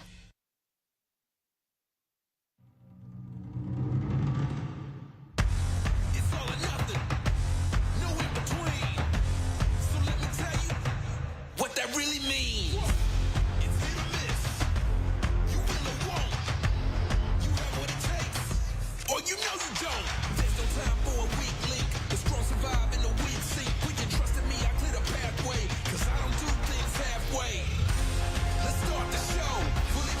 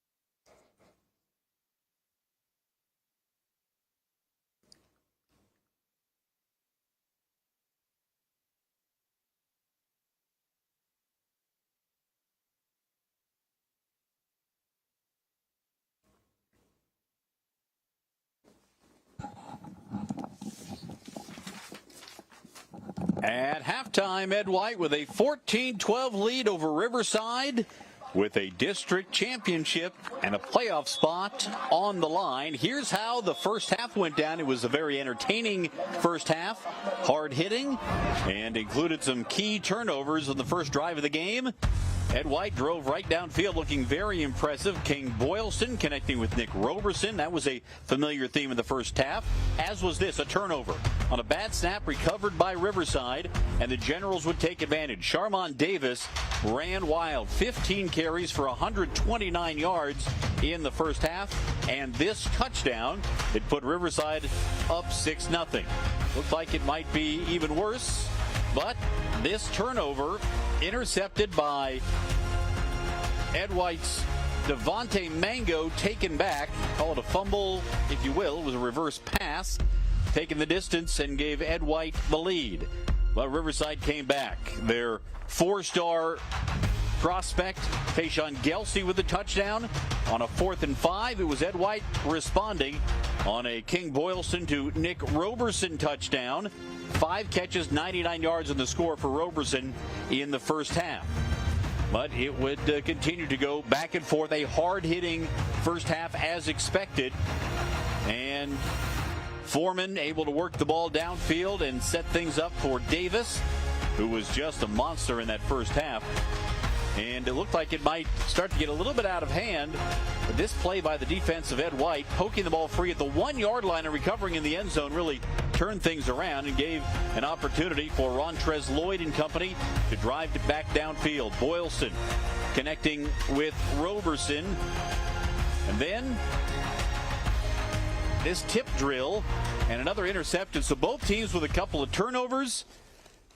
We've seen some great plays, including that wonderful interception by Riverside's Richard Pooler and Justin Barney. That's where we are, 14-12, about the kind of game we expected here between Riverside and White. It's been a good one, and I think it's a little bit of what we expected to see, and probably some of what we didn't expect to see. I did not expect Ed White to be up in this game at halftime. I thought Riverside would be in control, but turnovers. We saw it last week with Bartram and St. Augustine. We've seen it throughout the year in our games of the week, how turnovers, and the Columbia Trinity game, how that made it a crazy one at the end with the onside kicks, and how an interception in the game swung things. So we've seen turnovers, and they are playing a huge part in this game tonight for the district title. See Ronald Williams and Cedric Odell back to return the second half kickoff for Riverside.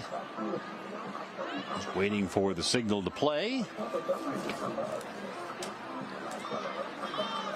Again, the winner of this game wins the district championship, secures an automatic berth in the playoffs, seeding to be determined. But Justin, you think if it's Riverside, they're probably looking at a 4 seed? Right now they're in that chasm of the 3 to 4 range, and I think they are safe no matter what happens tonight. I cannot envision a scenario where they would drop from currently 3rd, 4th to out of the playoff picture. So I think they are safe no matter win or lose, but you want to take the risk out of the mix and punch your ticket to the playoffs and not back into the playoffs, so to speak. Ed White is in a little more precarious of a position. You're in that number 8 hole right now. You need to win to ensure that you're in the playoffs. I think they will, even with a loss tonight and a win next week, I do think Ed White gets into the playoffs, but that probably leaves you sneaking into maybe that number 8 hole and a certain trip in round 1 down to Foots Brimley Stadium to play the number 1 Yellow Jackets. Here is the kickoff rolling over near the sideline. Riverside covers it up before it goes out of bounds. Not sure if it would have or not, but it was covered up over there by Ronald Bertrand. And so the Generals will start trailing by 2 as the final half of their regular season begins. It's so crazy, Cole, how quickly this high school season has gone by. And we're talking not long ago about our first game of the week and covering our bases, talking to coaches before the game, and now we are in the final 2 weeks of our game of the week. Ponte Vedra Creekside next week caps our coverage. That should be a good one as well. Quick throw by Foreman. Out wide, and got it to Xavier Hilliard. A flag thrown right at the end. A little surprising, Tayshawn Gelsey only has 2 receptions tonight. One of those, the big touchdown. Holding call against Riverside. Yeah, I thought he would be a much bigger part of the equation. Again, Joshua Patterson's a very good cornerback. He's not had him every time, but he's been out there quite a few times covering him. Number 2 against number 2. You should take a look at the hold right there on Zion Hicks. That's been a key matchup that we spotlighted at the beginning of the ball game. And whether it's by game plan or coverage or something else, you have to give Patterson a certain amount of credit. Gelsey now down here to the near side. Jakari Parks will try to cover him. Gelsey at 6'4", Parks giving up about 6 inches.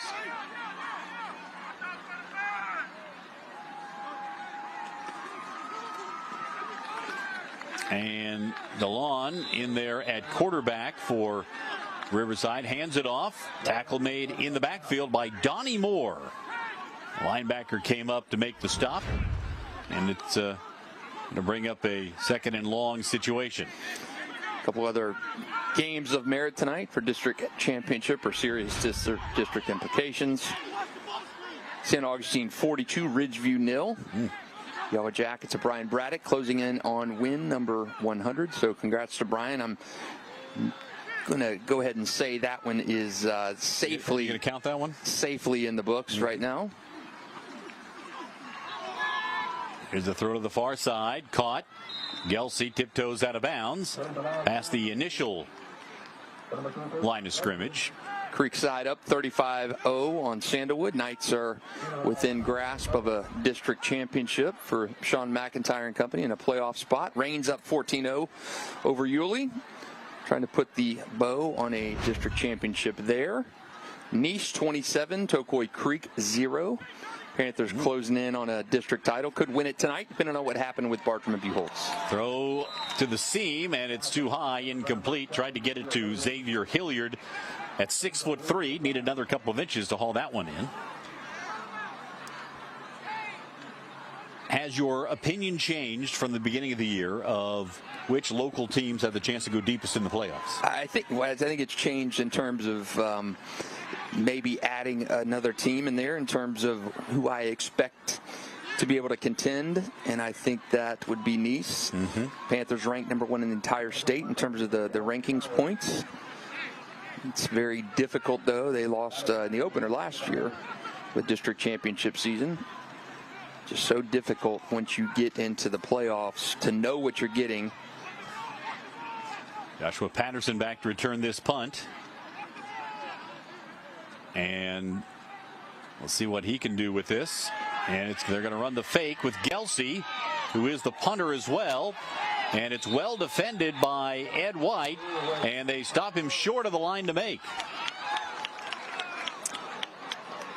A risk there for the Generals. Ed White had that covered up really, really well. Put in your playmaker's hands and let him try and do something. Gelsey threw the nice stiff arm there. Just ran out of real estate, though. Hemmed in on that sideline, and I'm not sure if that sideline's not there, he does not turn the corner and make that a first down. But great gang tackling there by the Commanders to hem him in on that sideline and muscle him out of bounds. Great starting field position now for Lawrence Johnson's Commanders. I think if that sideline wasn't there, he might have stiff-armed about 3 more guys. The Derrick Henry-esque sideline stiff there. I had the same feeling. So great starting field position at the 27-yard line for King Boylston and the Ed White Commanders. He will hand it off. And running up the middle, Rontrez Lloyd. Lloyd inside the 25, down to the 23. Strong gain on first down by the freshman. You can see why he's averaging 6.5 yards per carry this year. He's a tough load to bring down. Very impressed tonight with Ed White. They have done things running and passing both extremely well. King Boylston's just a sophomore quarterback. Lloyd again with a big hole running left. And down to the 15-yard line, following the block of the center, John Rankin, the big freshman. There's another young player on this Ed White offense. Ronnie Flores over at left tackle. Now 1st and 10. Lloyd again looking for a seam. Tries to go sideways. I think this has been about the best game plan and execution that Ed White has had in a big game that I can remember. They have played extremely well tonight, other than that tipped interception on the drive going into half, and then obviously the bad snap, or the snap that hit the up back on that first drive of the game. They have played so well tonight in essentially what I think if you're Coach Lawrence Johnson bills as a must-win game. You want to take the suspense out of it if you can at all possible. Now a timeout is called by Ed White. Lawrence Johnson wants to talk things over. All right, let's talk about coaches here. Justin, you were mentioning Brian Braddock was voted in your survey as the best coach in the area. Certainly can make a very strong case for Brian Braddock, no doubt about that. Toby Bullock at Mandarin, who has done tremendous things in a short period of time as a head coach. Sean McIntyre from Creekside got votes, as did Verlin Dormany at Trinity Christian and Matt Toblin at Bulls. Pretty strong top 5 right there. Yeah, and I think when you ask coaches these questions, you label it, you can't vote for yourself. Yeah. And you hope to get a good response. And obviously with about a third of the coaches voting for Brian Braddock, I think that shows what he has in terms of respect amongst his peers. And I do think, having done these quite a few times, that coaches tend to lean towards public school coaches more so than private school coaches. 2nd and 9. Give it to Lloyd again, hitting the backfield, and powers his way to try to get back to the line of scrimmage. It'll bring up a 3rd down and long for Ed White, as the turnover on downs has given the Commanders great field position here in the early stages of the 3rd quarter. You talk about, sometimes you think about a coach and his career. Obviously, Verlin Dormany, the most decorated coach, still coaching in our area right now. Sometimes you think about a coach, what is he doing with what he has right now? He's getting the best out of it. Lloyd again puts the head down, bangs his way forward, and going to be short of the 1st down. Lloyd wanted to be allowed to keep going, didn't want his forward progress to be called as stopped.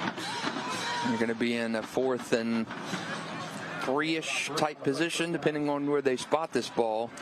I don't know if you have the leg at kicker or if you trust your kicker. Yeah, there have been some operational challenges for Ed White. Lawrence Johnson says he feels comfortable if they get the ball to snap it anywhere from inside the 20 for Van Thang in terms of his leg strength. It's been operationally they've had some issues. We've seen some of the snap problems that both teams have had here tonight. So 4th and 7, and a little trickery, and they'll pitch it back and go into the far side, and running out of bounds well shy of the marker that time was Landon Francis. Boy, it looked like he just turned left dramatically there. Why do you run out of bounds there? You see the 1st down marker's right in your face. I don't understand that play at all. You see the 1st down marker where you got to get to, and you step out of bounds 2 yards short. That doesn't make sense. Looked like a guy who thought this wasn't 4th down. Wow, miscalculation there. 1st down marker's right there. Lay out, stretch to that marker. I don't know if he just thought it was 3rd down or... I don't know either. Anthony Henry was in the area, but certainly would have expected some kind of an impact in the field of play there. Not sure what the thought process was on that. Now, so here's Riverside getting the ball back. And the handoff, as you would expect, to Sharmon Davis, who has been the workhorse here tonight. He has, for the 6th time this year, topped the 100-yard mark at 129 yards in the first half. And pretty much has been good for 5 or 6 at minimum every time he touches it. Going back to that 4th down play, I don't know what is going through the young man's mind. The first down marker is right within your line of sight. I mean, is he thinking it's third down and you're getting out of bounds? You're going to have one more. I don't know what you're thinking at that point, but you got to lay out for that. Got to lay out for that, Cole. I'm with you. I was surprised he took that left turn for sure. Jaden DeLone is a little slow coming off the field. And he tried to go back in, but because they stopped the game for his injury, it'll have to be at least one snap of the ball before he comes back in. DeLone had been backup quarterback. Reminds me of plays we've seen in college football over the years where the quarterback throws the ball out of bounds on fourth down thinking it's third down. Or you spike the ball on fourth down thinking it's third down, trying to save clock.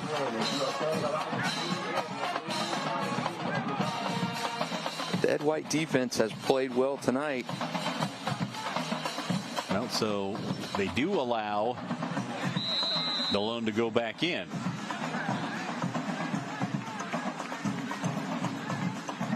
He's in there with 5 wide receivers on 2nd and 10.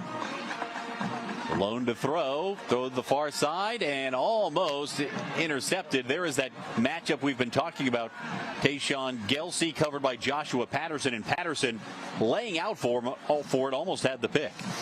Patterson is such a good player. Such a good player. He's committed to play at Iowa State. There's another non-traditional power that is having a big year this year. I think one of the side effects of this expansion to a 12-team playoff is you're going to have more teams that are going to be considered to have successful seasons that in the past some would have thought weren't successful.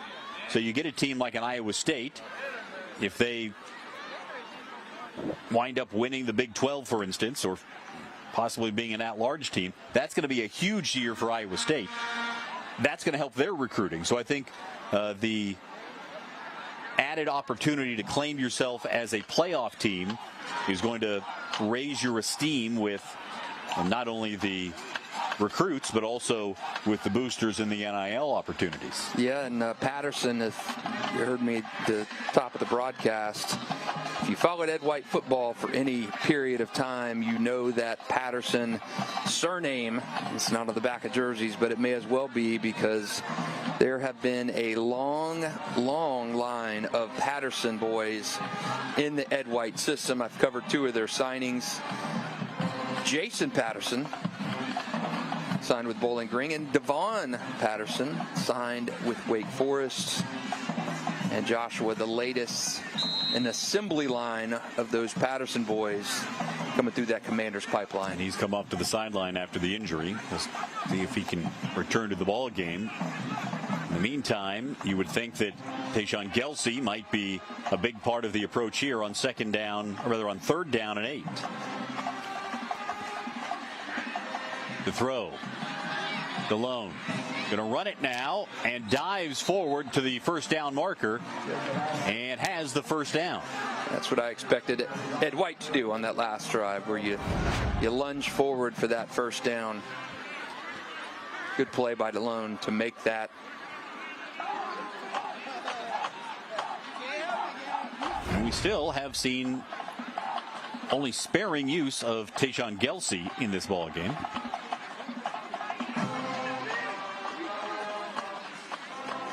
DeLone to throw across the middle. This one is caught.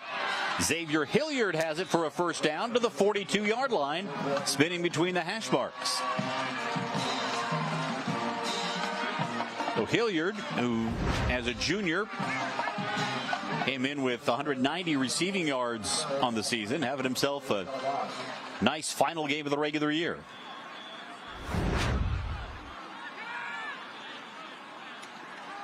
On first down, DeLone will hand it off. Davis running up the middle. And getting a good push from that offensive line, Brandon Smothers on the left side, pushing and shoving his way forward with his running back right behind him. Another injury timeout taken on the field. I know it wasn't technically a turnover, Cole, but that last drive from Ed White could wind up being massive in this game, where you don't convert on that fourth down, and then you have DeLone stopped in a sense on that sideline, and he winds up diving across on 3rd and long to scratch out at first down and keep this drive going. It would be a massive turn of events here for Riverside if the Generals can continue this drive and turn it in the points, be it a field goal to go ahead or a touchdown to go ahead. A defensive player for Ed White was down momentarily. And now on 2nd and 7, they'll get ready to get going once again.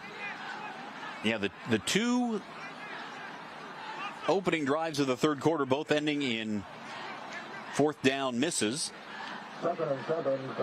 One on a fake punt, the other on a bit of a head scratcher with the player just running out of bounds.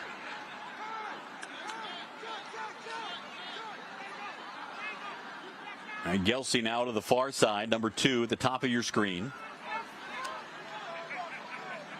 A little surprised that they've not tried to go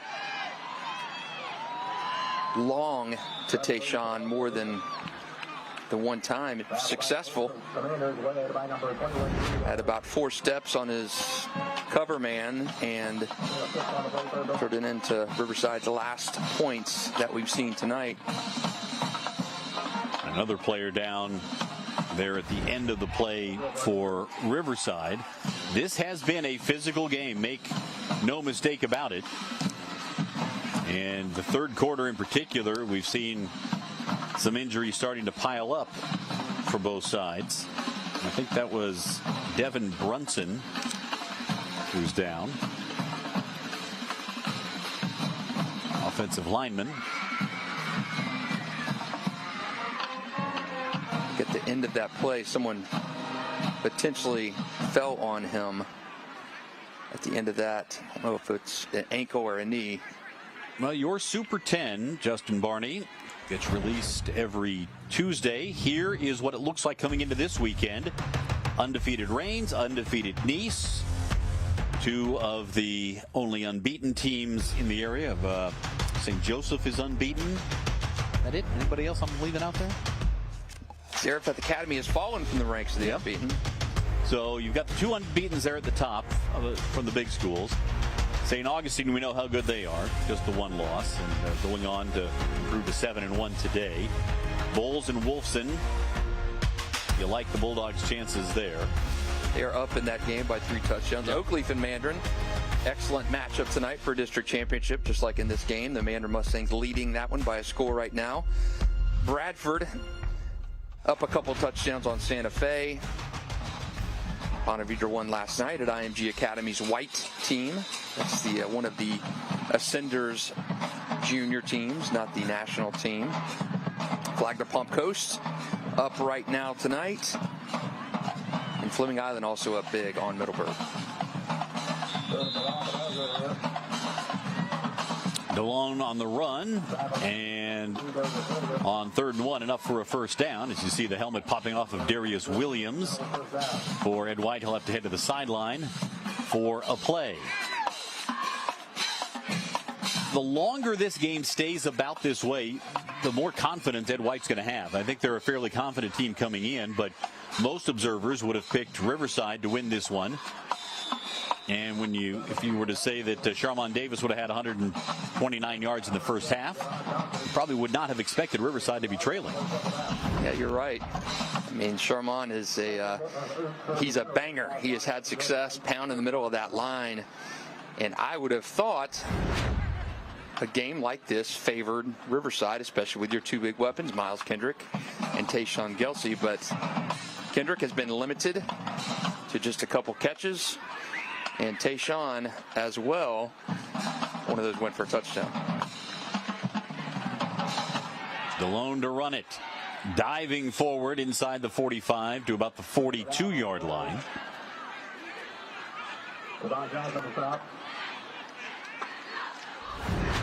When Foreman came out and DeLone has come in, it has been a little different look, more running by DeLone. And the passing game has not been quite as crisp. Foreman was 8 of 10 for 99 yards and a touchdown in that first half. And whether it was an interception or a fumble, however you want to rule it, one turnover. Throwing back, and a diving attempt made, and they're going to give Hicks the catch. Coming back for it right at the first down marker. I've not seen Miles Kendrick in quite some time. Yep. He was very active early on. I know he left the field after a catch in the second quarter. Deshaun Gelsey has been quiet. Gelsey there at the top of the formation.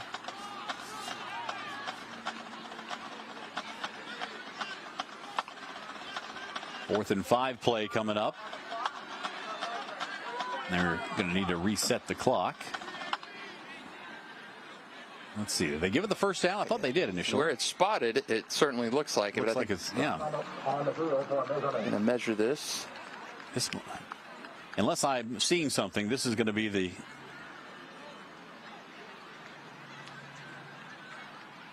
afterthought of a measurement. Yeah. I don't even think that was needed. So now will be 1st and 10. More administrative questions here.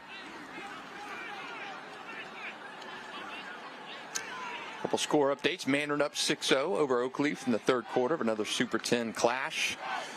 St. Augustine up 56-0 over Ridgeview. Also, if you took any of the Yellow Jackets in fantasy football, Cole, I'm going to touch base with DraftKings and see if we can get high school football fantasy.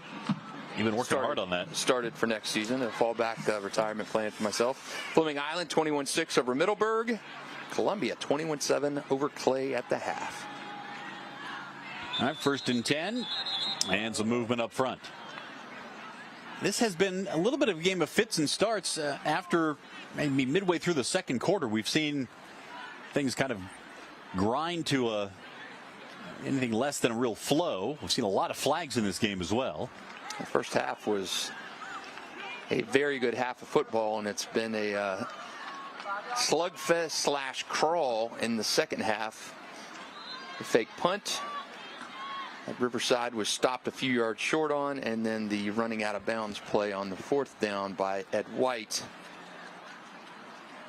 First and 5. Again, Gelsey up at the top of the screen, and now Hilliard heads that way in motion. And DeLone running and gets it inside the 30. And it'll bring up a 3rd down and short.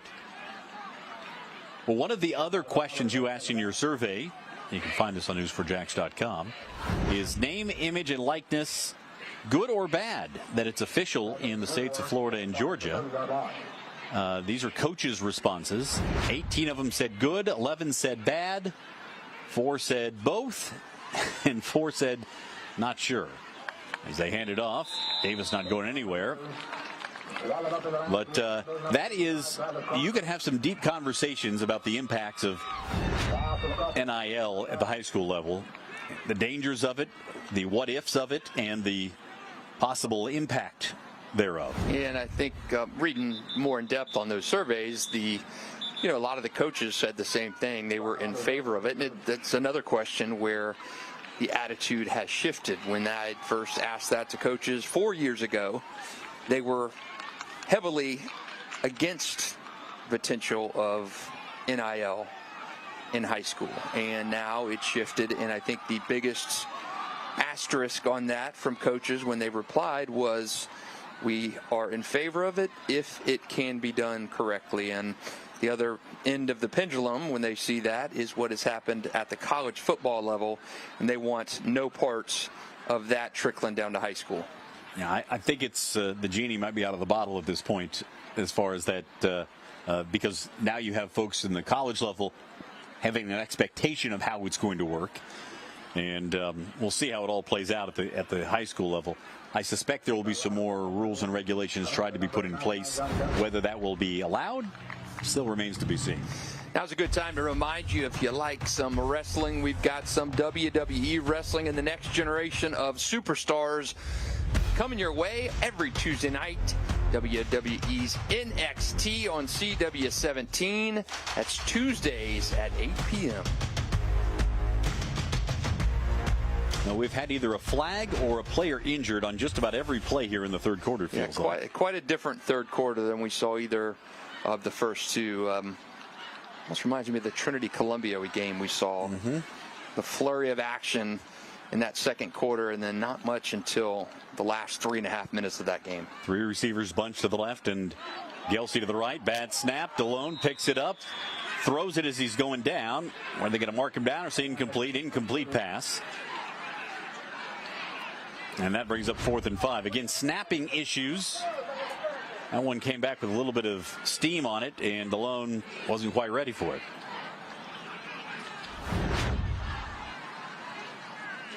So, 4th and 5, and inside the 40-yard line. Almost certainly going to go for it here. Although DeLone has not had a great go of it so far in this third quarter. 5 receivers now in the set, and whistles and a timeout. White calls the timeout with 1:32 to play. That's their second timeout of the second half. All right, getting back to your survey, which I just think, first of all, kudos to you every year for doing this. It really gives great insight into what's going on in the high school football mindset for those who are involved day to day. If you could choose, would you rather see a public-private school playoff system or end the rampant transfer issue in Florida? I was surprised about this a little bit. I was too, big time on this. 20 of the 34 respondents said split public and private in the playoffs. And that has been something that has been, as long as I've done this, public-private playoffs has been, if not the number one complaint of coaches, 1A and 1B. And very surprised, though, that with the transfer issues that have existed since open enrollment came into place in 2017 in Florida, that was not the number one topic. Public-private playoffs, and several coaches responded, hey, we had the perfect system in suburban metro, and of course that is now gone. And we heard a lot from those who were playing in the suburban category that it really worked out well for them, getting out of a metro setting. On 4th down, DeLone to throw, throws it high, leaping catch made by, was that Gelsey? It was. Catch. Oh, boy. That's why Florida wants him to come play tight end and why Florida State wants him to play wide receiver. Catches like that. Just the third catch of the ball game for Tashawn Gelsey, and it comes at a big moment on 4th down. What a catch. Went up high. Like a basketball guy going for a rebound. What a play by Tayshawn. And they'll give it to Sharmon Davis on 1st and 10 from the 12-yard line. Davis doesn't find much running room. The other part of this conversation, Justin, of course, about the transfer issues in Florida, and with open enrollment opportunities and basically free transfer chances. Interesting to see what coaches think about that now as opposed to a couple of years ago. Yeah, and the transfer issue is not going to go away, and I think suburban metro was the answer to that. You know, the FHSA does not want to rock the boat in terms of what they do with Tallahassee and the politicians, and suburban metro was a way to a little bit diffuse that. DeLone to throw it, fires across the middle. This one caught at the 3. It will be a 1st down, and they keep pushing, and into the end zone, touchdown Riverside. It was a team effort, to be sure, as Zion Hicks pushed his way in for the touchdown. What a play there. DeLone able to buy some time, as you see. And then Hicks with a little help from his friends. The entire offensive line coming over. That's the first touchdown of the season for Hicks, and it puts Riverside back on top. What a play. You heard of the tush push, right? And that is just about everybody in the Riverside. And that's just the blocking sled play right there. With 10 seconds left in the quarter, they'll go for two. DeLone throws, and this one caught. Hicks got it done. There is a penalty marker down in the backfield. The 2-point try is good, and they'll get a roughing the passer call on Ed White, and that will be assessed on the kickoff. So Riverside takes a 20-14 lead over Ed White. After an uneven third quarter, the final few seconds of the third get it done for Riverside. Take another look at that 2-point try here. What a play, man. What a drive by Hicks. What a drive. Played a major role there on a drive that took up a big chunk of the third quarter.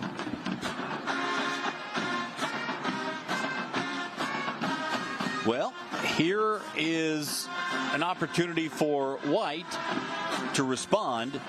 Riverside coming back to take the lead. It's the third time that White has trailed in this ball game. I keep going back to that run out of bounds on fourth down, and that was a massive shift in this momentum. You could possibly have gone up 2 possessions there. Liam Cotter with the kickoff, and it is bobbled and then picked up. He ran right into his own men, able to get away, running to the near side, down the sideline, still on his feet inside the 20. What a return. Again, my goodness. Second time we've seen number 17 do something. We'd love to tell you who he is, but he's not listed on the roster. What a play. What a play. And we're set up for an exceptional fourth quarter of football, Cole. And Landon Francis, by the way, just got pasted by his teammate on that play. Team effort on that play. It was.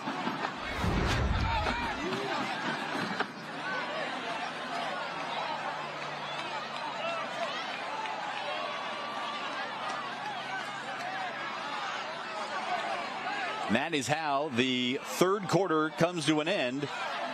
An opportunity for Ed White to bounce back.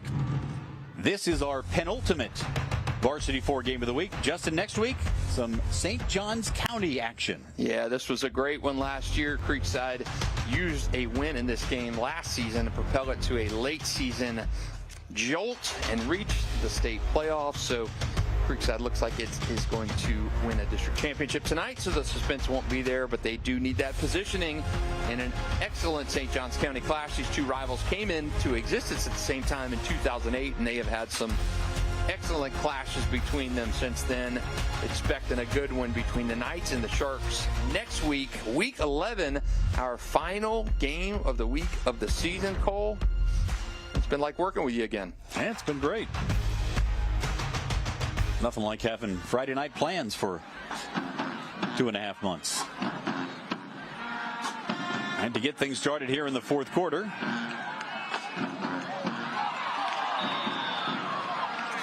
White, and tried to get it to Marion Laguerre. Could not connect. Laguerre, fullback, has 12 catches and 1 run this year. That's an old school fullback kind of stat line. Been a hot and cold game for Ed White.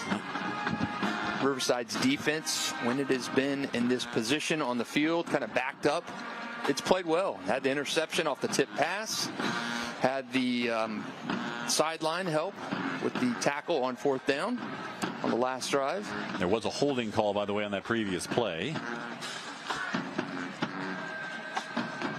So King Boylston coming over to chat with Lawrence Johnson about his opportunity here.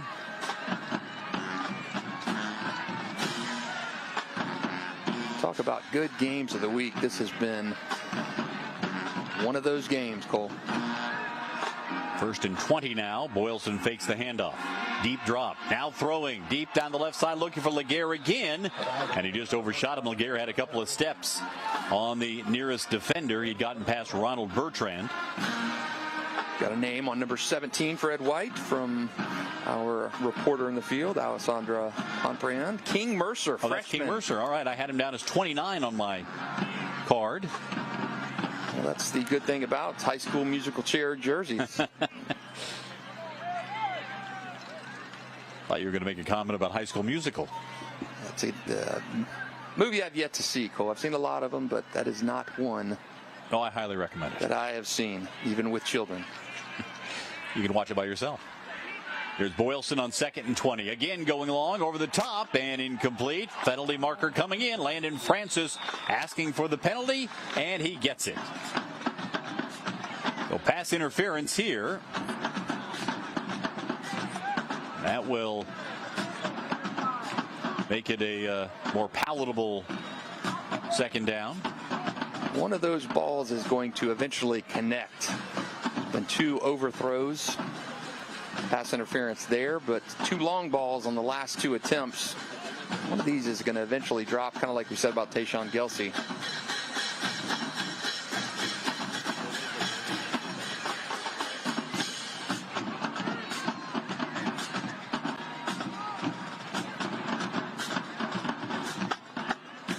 Now, will White spend its final timeout? Nope. Boylston is coming over to take a look. And he'll head back in on 2nd down and 5. Handoff up the middle. Not a lot of room there. Rontrez Lloyd trying to bang his way for a couple. We'll bring up 3rd down and about 5. I've actually lost half a yard. Couple games with district championship expectations on the line. Nice up 41-0 over Turquoise Creek. They're also watching that Buchholz-Bartram Trail game. Nice gets the district title with a win tonight and a Buchholz win over Bartram. That game is tied 17-all. If there's a coach of the year voting, usually it goes to the team that overachieved based on expectations. And I think Colin Drafts has to be right at the top of the list. Man, I cannot say enough positive things about Colin Drafts and the job he has done there. Ryan Garth back over as a defensive coordinator, and he has made a miraculous impression on that Nice team. Took what was already a good Nice defense and has made it elite. Joe Miracle III, linebacker, has been fantastic. Shamar McNair had a couple picks in that OT win over Buchholz. There have been so many standouts on that Nice team. And right now, they are in the conversation as the state's best team. All right, 4th and 4. Big moment here for Ed White. They'll go for it. Boylston to throw. Fires left. It's knocked away. Incomplete. Tried to get it in over here on the left side before Ronald Williams knocked it down. And so the ball goes over on downs yet again for the 2nd time in this half. And the Riverside defense, again, rises to the occasion. I would have liked to see maybe a quarterback draw on that play, with Boylston just taking off right up the gut. The quick snap and the quick strike up the middle. Like that right side of the line had a little bit of crevice through it. So Jaden Delone staying in at quarterback. He will hand it off. Sherman Davis. Not a lot doing in the middle of that Ed White defensive line. Javon Johnson, Johnny Duckett, Darius Williams all in there clogging things up. Travis Crocker also coming in off the right side. So if you're Ed White, your last 2 drives have gone inside the 10, and you've got nothing to show for it. Remember, Riverside had a drive that ended with a fumble at the 1. Both these teams have had opportunities.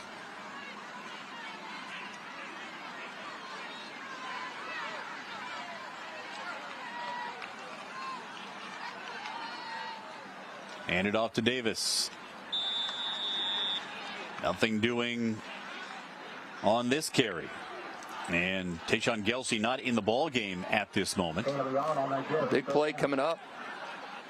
I have to wonder if he's playing at less than 100%. If he's not in these situations. Here he come back. He's come back in at the top of the screen now. In a 5 wide receiver set. 3rd and 7. Riverside doesn't want to punt it away and give Ed White excellent field position yet again in a 6-point game. DeLone looks left, throws, and gets it to Gelsey. Has a first down. Little shake and bake move, Gelsey. And he lost the football. Picked up by Ed White. Another turnover. The Commanders take it away, and Joshua Patterson comes up with it. What a play by the Commanders. This defense has been amazing here tonight. What a play. I mean, Gelsey made a great move on that initial juke and just trying to do too much. Ball got popped out of his hand. And that juke right there was fantastic. And then, boom, the strip on the backside, and Patterson comes up with it.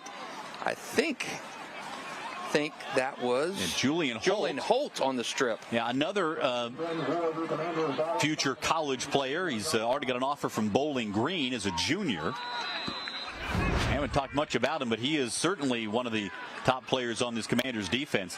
That is another takeaway for Ed White. They had the ball 1st and 10 at the 31-yard line. Quick throw left side and nobody in the area. Miscommunication there. Boylston just could not connect with Laguerre, who's getting a little frustrated that he's been in the pattern to catch passes several times here in the second half, but has not been able to haul one in. You got to do something with this if you're Ed White. I know plenty of time left. Your defense is playing well, but you've come up empty-handed on 2 of your last drives when you had a short field to work with. Denied on 4th and 4 last time, and then the play where you ran out of bounds on 4th down. You're leaving points on the board. You're not going to get many opportunities to continue to do this. Handoff, Joseph Williams running right into the teeth of the Riverside defense and doesn't find any open room. Deshaun Brown made the tackle from his middle linebacker spot. Credit to Riverside, too. They are buckling up when they have needed to. The 2 plays inside the red zone, they got nothing out of it. And they are trying to hold again. 3rd and long for Ed White.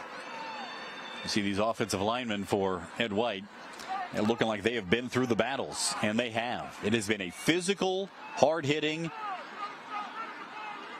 rivalry-style game, just like you like it.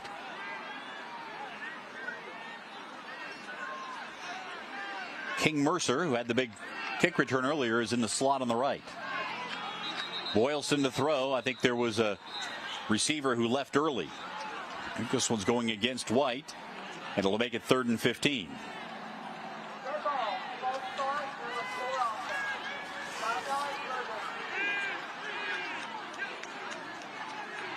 Nothing has been easy for either team really here in the second half.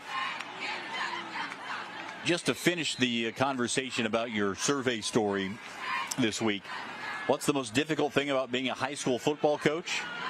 And the 3 most common answers: time management, number 1. They're asked to do so much now. 2nd, pay. You've done a lot of reporting on that. And number 3, parents. Talk about that here in just a minute. Boylston rolling out, going to keep it himself, tries to throw a stiff arm, cannot get away as he tried to push his way away from Derek Brown, former teammate of Boylston. And there is a penalty marker down on the play. Might be a face mask. It's thrown right over near the end of the play.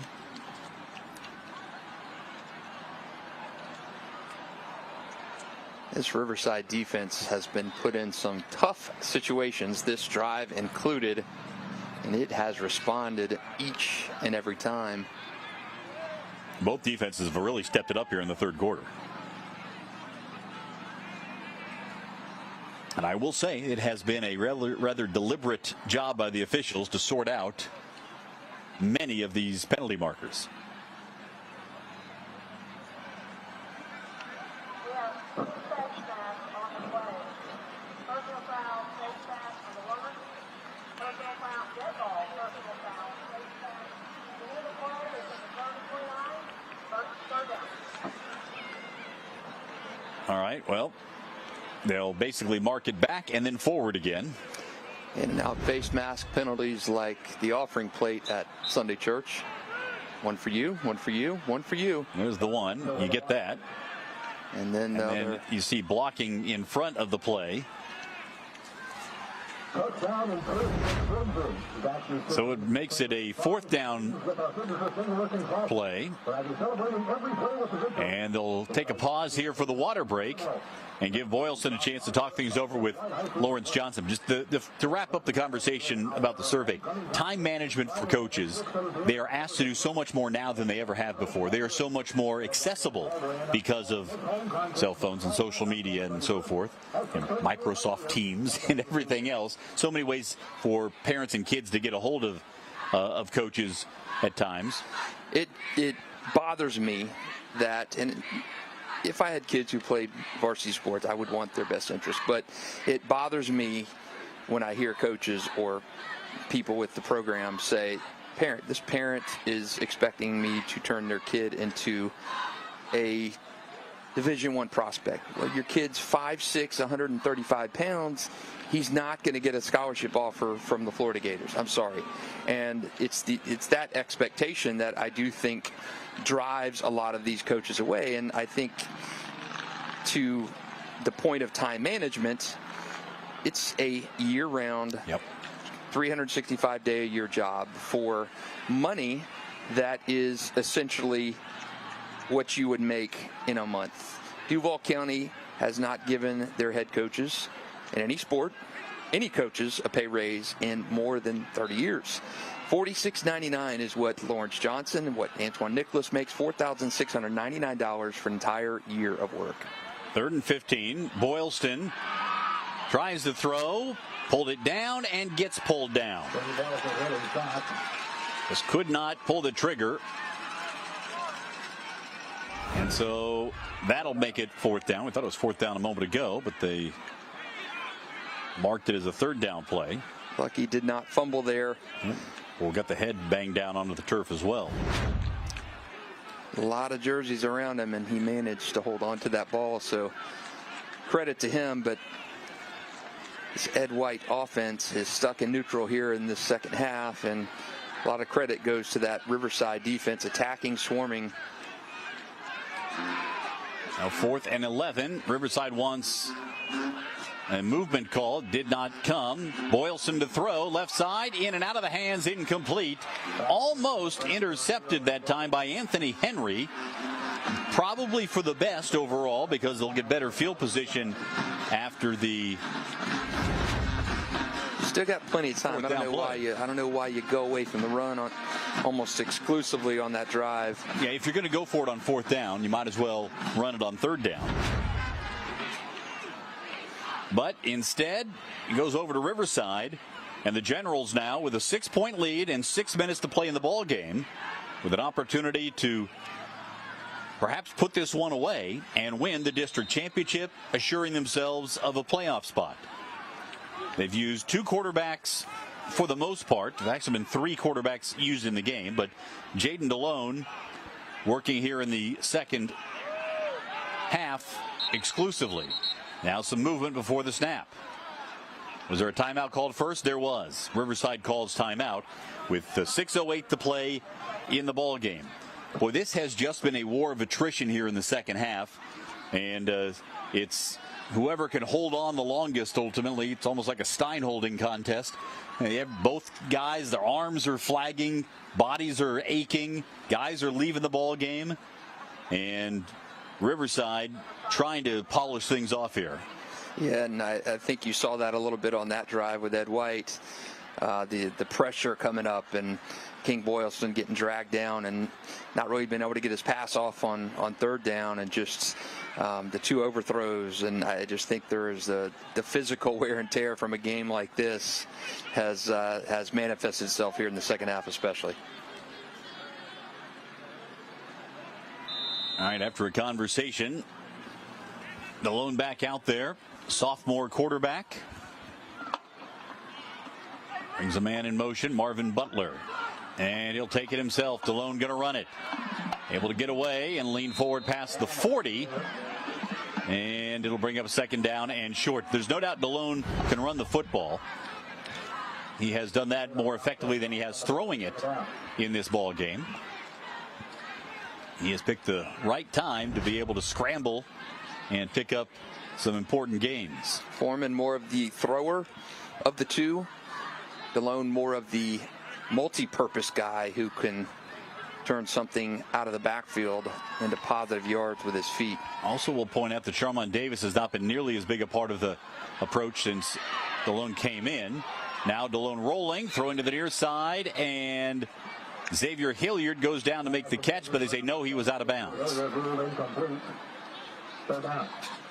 Cole, one of my favorite lines that a coach wrote in from that high school survey was, administrations here want Georgia results with Florida support, and that's not going to happen. Of course, the support in Georgia, financial and otherwise, robust, and in Florida, despite it being the capital of quality college football talent, is minuscule.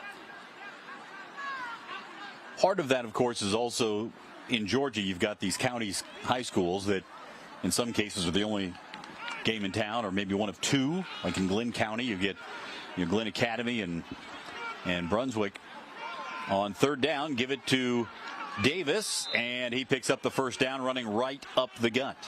We're going to get into more of the coaching salaries in a story later this month that we're working on, and I think it will be yet another eye-opener on how much these men and women in the coaching profession do and what little they get out of it in terms of the financial success. And coaches don't do it for money. None of these coaches, men or women, get into coaching for money. Not at the high school level. You do it for the love of the game, to make an impact. But you talk about the things, the components, the time management, the frustration of dealing with parents. You'd like to be compensated a little bit more for the time. They'll toss it out now wide to Marvin Butler, trying to get to the edge. Turns the corner, but only gains a couple. Runs out of bounds with 4:35 to play here in the fourth quarter. Well, you mentioned the three big things that the coaches talked about: time management, pay, and parents. It all wraps in together. And then you add to that dealing with social media and expectations, dealing with NIL questions, transfers. It's not maybe quite as acute as it is at the college level with NIL and the transfer portal, but it's not far off. They are all very tightly connected, and with NIL now, it's not ill-conceived that a blue-chip athlete would make more than their head coach. Yeah. 2nd and 7 for DeLone and Riverside. Bad snap, gets past him. DeLone runs back to it, and now tries to throw it away, and Gelsey coming back for it to try to make a play on it, but probably for the best that it went incomplete. Snaps have been an issue on both sides, particularly with Riverside today. Snaps have been an issue quite a bit this season. Yeah. And that one, usually we see high snaps, but that was a ground ball, a line drive. Worm burner. Going to call that an E6. All right, 3rd and 7 now. Probably 4-down territory. Probably. But this is certainly a big play for the Ed White defense that has risen to the occasion on several chances today. Another bad snap. This one going back again. And this time, DeLone just has to eat it all the way back at the 25-yard line. Back-to-back. Balls rolled back to the quarterback. I think DeLone did the best thing possible, and that was just to cover up that ball and get down. You don't want to try and make a play and lose a fumble. You don't want to get that ball picked off. So now potentially a 4-down territory, and you're going to be punting from quite a bit further back in the end zone, or in your territory, not in the end zone. But for those two snaps, I'd be worried about getting this ball to the punter. Different snapper here. 4th and a country mile. Good snap. Gelsey boots it away. Pretty good punt. Bouncing inside the 40, taking a Riverside roll inside the 35 to the 34. So here's where we stand. 3:29 to play, a 6-point lead for Riverside. Ed White with the football, and they need a touchdown. And they have not been able to find the end zone in this second half, despite 2 trips inside the red zone and another great drive, last drive, that ended with nothing. Now's a good time to remind you, if you missed anything in our game of the week tonight, we've got all those highlights plus a whole lot more coming up at 10:30 tonight on news4jax.com and Channel 4, our Varsity 4 high school football show. Catch it with Jamal, Alessandra, and I. We have got some highlights from around the area you don't want to miss. Trailing by 6. White starts. Boylston throws. This one caught. Far sideline. Landon Francis. And tackled shy of the first down. Clock rolling here. Not quite a hurry-up desperation situation, but considering that White has only 1 timeout remaining, they don't have a lot of margin for error. Quickly back to it. They'll hand it off. Williams. Close to a first down. Let's see where they mark him. Joseph Williams, the junior running back. Shiftier, the 145-pounder, gives up about 75 pounds to the freshman Rontrez Lloyd. They do give him the first down. Boylston on the rollout. Fires deep and incomplete. Well covered over on that far side. Roberson was the intended target. So the clock stops with 2:38 to play. Passing attack has not been here in the second half. Whatever Riverside has done, be it pressuring King a little bit more or just bringing those defenders up and sticking on those Ed White receivers a little bit more in that coverage, whatever they have done has worked in the second half. Handed off. Rontrez Lloyd hurdling a defender up to the 48-yard line as the clock continues to roll here. If you think about it, Ed White has only 1 offensive touchdown in this ball game, and still they are in position to perhaps come back and win this one. Lloyd had to come out grabbing that right hamstring. So Williams back in on 3rd and 6. Quick throw left side. This one caught. Ulysses Johnson has the first down. Down inside the 40. They'll stop the clock as they move the chains on the connection to Ulysses Johnson Jr. I think safe and effective 6, 7, 8-yard throws and let your receiver make a play is the way to do it. King has not had that success on those receivers trying to get deep and throwing the long ball. And off to Joseph Williams, and he skirts to the outside. Go inside, 2 minutes to play. Like he had a little bit more room and slipped down a little bit right here when he tried to make that cut. 5-yard gain, 2nd and 5.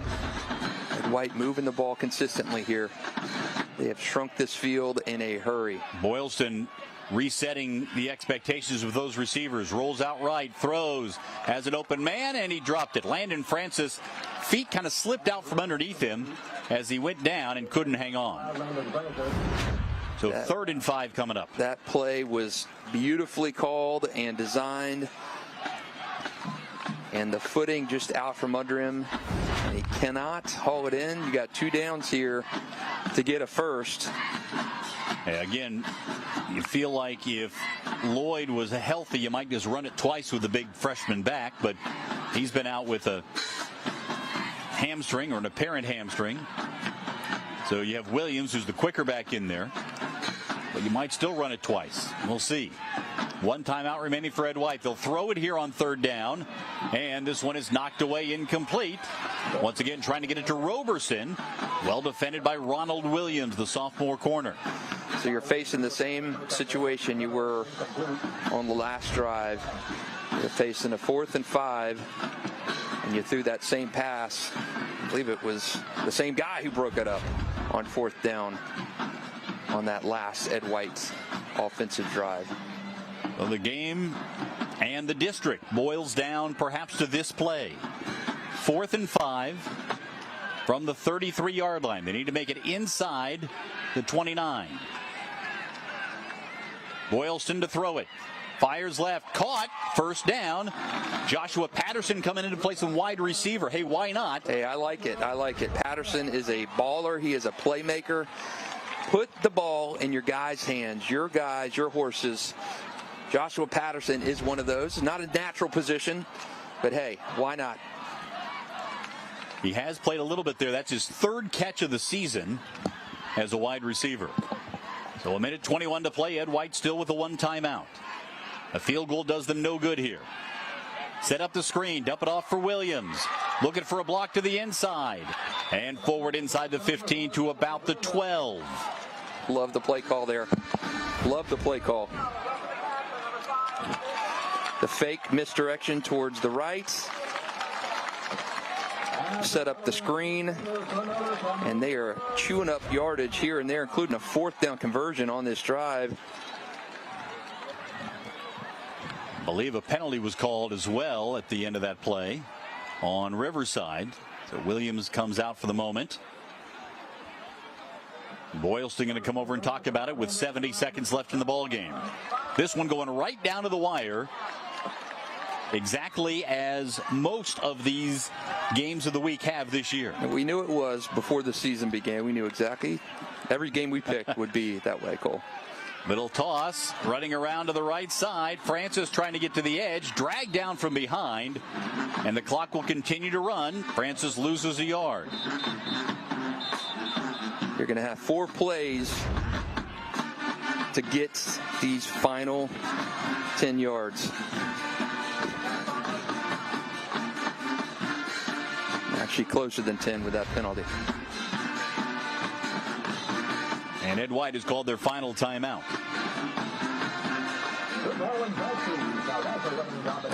A good use of this timeout here. Should be second down. Scoreboard reading third down.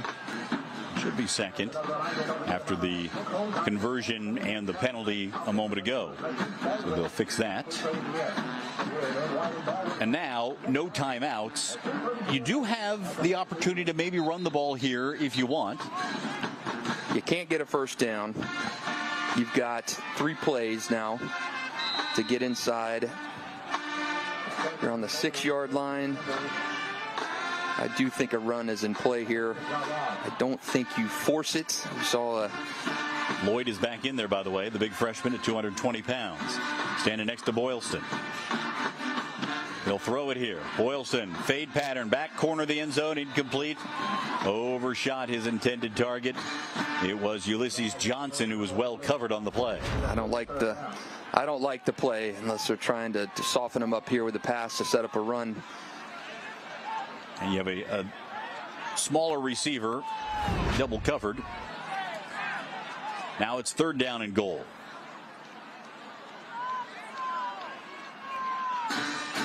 I like a quarterback tuck and run on one of these plays. Something safe in front of you. 3 down low. Boylston looking, scrambling. Looks like he's going to keep it himself. Looking for the edge. Dives down to the 1. Wow, down to the 1-yard line. You got to get in on this next play. Yep, you've got time. You got plenty of time here for 4th and goal from the 1. Boylston looking at his hand. Looks like he might have hurt a finger there. Well, this is it. This is it. For the ball game, for the district championship, for a playoff spot. Boylston gives it to Lloyd. He's in. Touchdown. The freshman bangs it in with 13 seconds to play. And Ed White is an extra point away from taking the lead. What a game, Cole. What a game. You can't stop the clock. You've got to get in. 1 play to get into the end zone. Who do you dial up? Your sophomore running back. Freshman. A freshman Lloyd. running back. Freshman running back. Wow. 220 pounds worth. Rontrez Lloyd, who limped off the field earlier. the hamstring issue on this drive. And the sideline is buzzing for Ed White. Riverside calls a timeout to try to ice the kicker. Van Thang is the kicker. Great name. Take another look here at Lloyd. And credit the offensive line over there on the left side for Ed White. They got the job done, able to plow some earth for the big fella.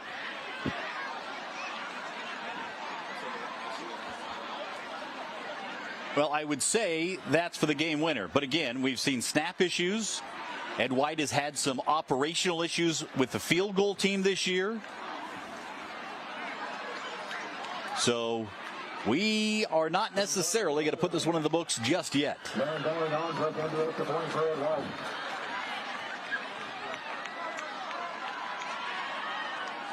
Boylston is the holder. Remember, he was looking at his finger a little bit earlier as well.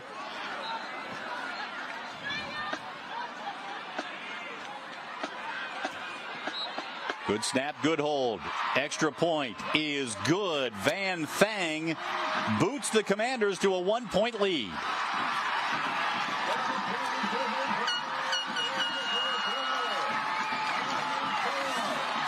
Well, in terms of drama, Cole, I think this is our clear winner through 10 weeks of the season and 9 We've had very good games of the week. Yeah, no doubt about it. Almost all of them have gone down to at least the last 2 minutes.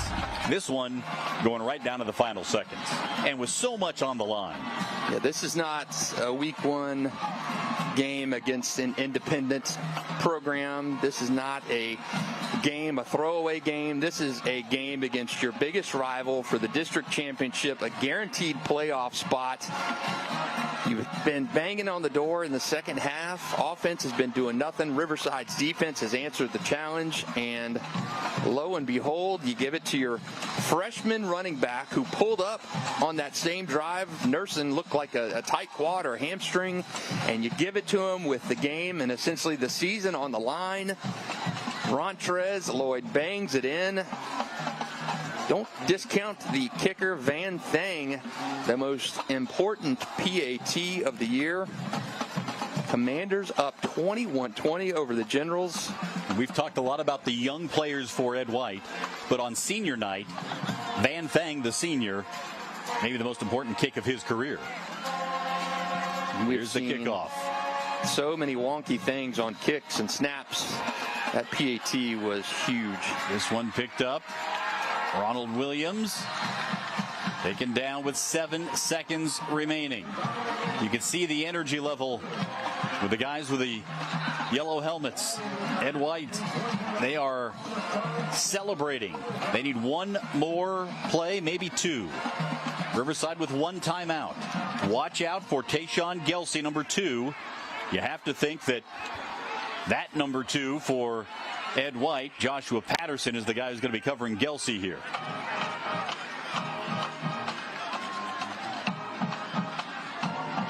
The matchup we highlighted at the beginning of the broadcast. 2 versus 2. Looks like Ed White will rush 3 or 4 here. And remember, Riverside's had some issues with snaps in this second half.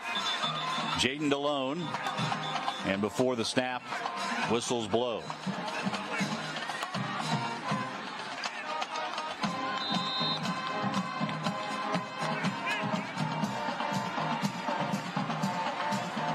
Well, as usual, some more administration to be done before we can snap the football and play the final play or 2 of this game.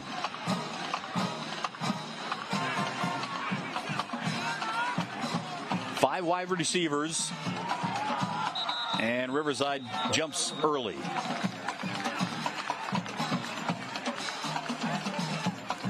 And White players with a victory dance, loving every minute of it. Speaking of district titles, Creekside wraps up a district championship. Congrats to Sean McIntyre and the Knights, 35-7 over Sandalwood. Mandarin looks like it's going to hold on and beat Oakleaf.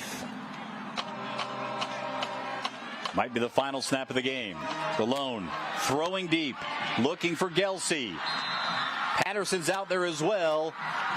That's how it ends, or does it? Penalty marker comes down. After the play, when the clock hits 0, there's a flag on the play. What's this all about? Hold everything. Is it a pass interference call or an unsportsmanlike after the whistle? Remember, the game can't end on a defensive penalty.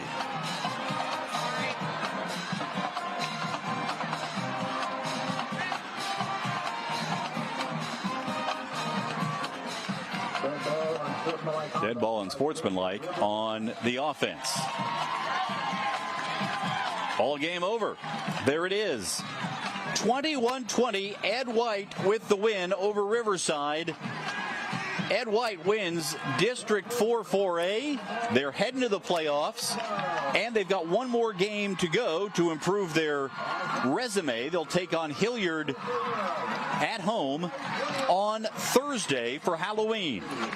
Justin Barney, rivalry games deliver almost every time, and this was a good one. Man, this was a classic. I am glad we got a game like this to feature two Gateway teams going down to the absolute nitty-gritty, and they win a district championship against their biggest rival. And the Ed White offense called into question in that second half. They deliver. Give it props to Van Thang, the kicker, who delivered that final point to go ahead, and the big freshman running back Rontrez Lloyd, with a bum hamstring and all, gets in on 4th and goal from the 1-yard line with 13 seconds to play, and that was about as good of a finish as you're going to see. Well, we've got one more Varsity 4 game of the week coming up. Next week on Friday night, join us at 7 o'clock as Creekside does a little tune-up for the playoffs. We know they're heading there. Ponte Vedra will be a worthy opponent in the final game of the regular season. That will wrap up our Varsity 4 Game of the Week coverage for this football season. Looking forward to it next week. And if it can come anywhere near capturing the emotion, the drama, and the meaning of this one, we are in for a doozy. In a West Side battle, Ed White, 21, Riverside, 20. It was a slugfest from the get-go. On senior night for Ed White, it was some young players making big plays. When it came down to the final moments, they turned to the freshmen to deliver the biggest touchdown of the season. For Justin Barney, I'm Cole Pepper. Thanks so much for joining us for our Varsity 4 Game of the Week.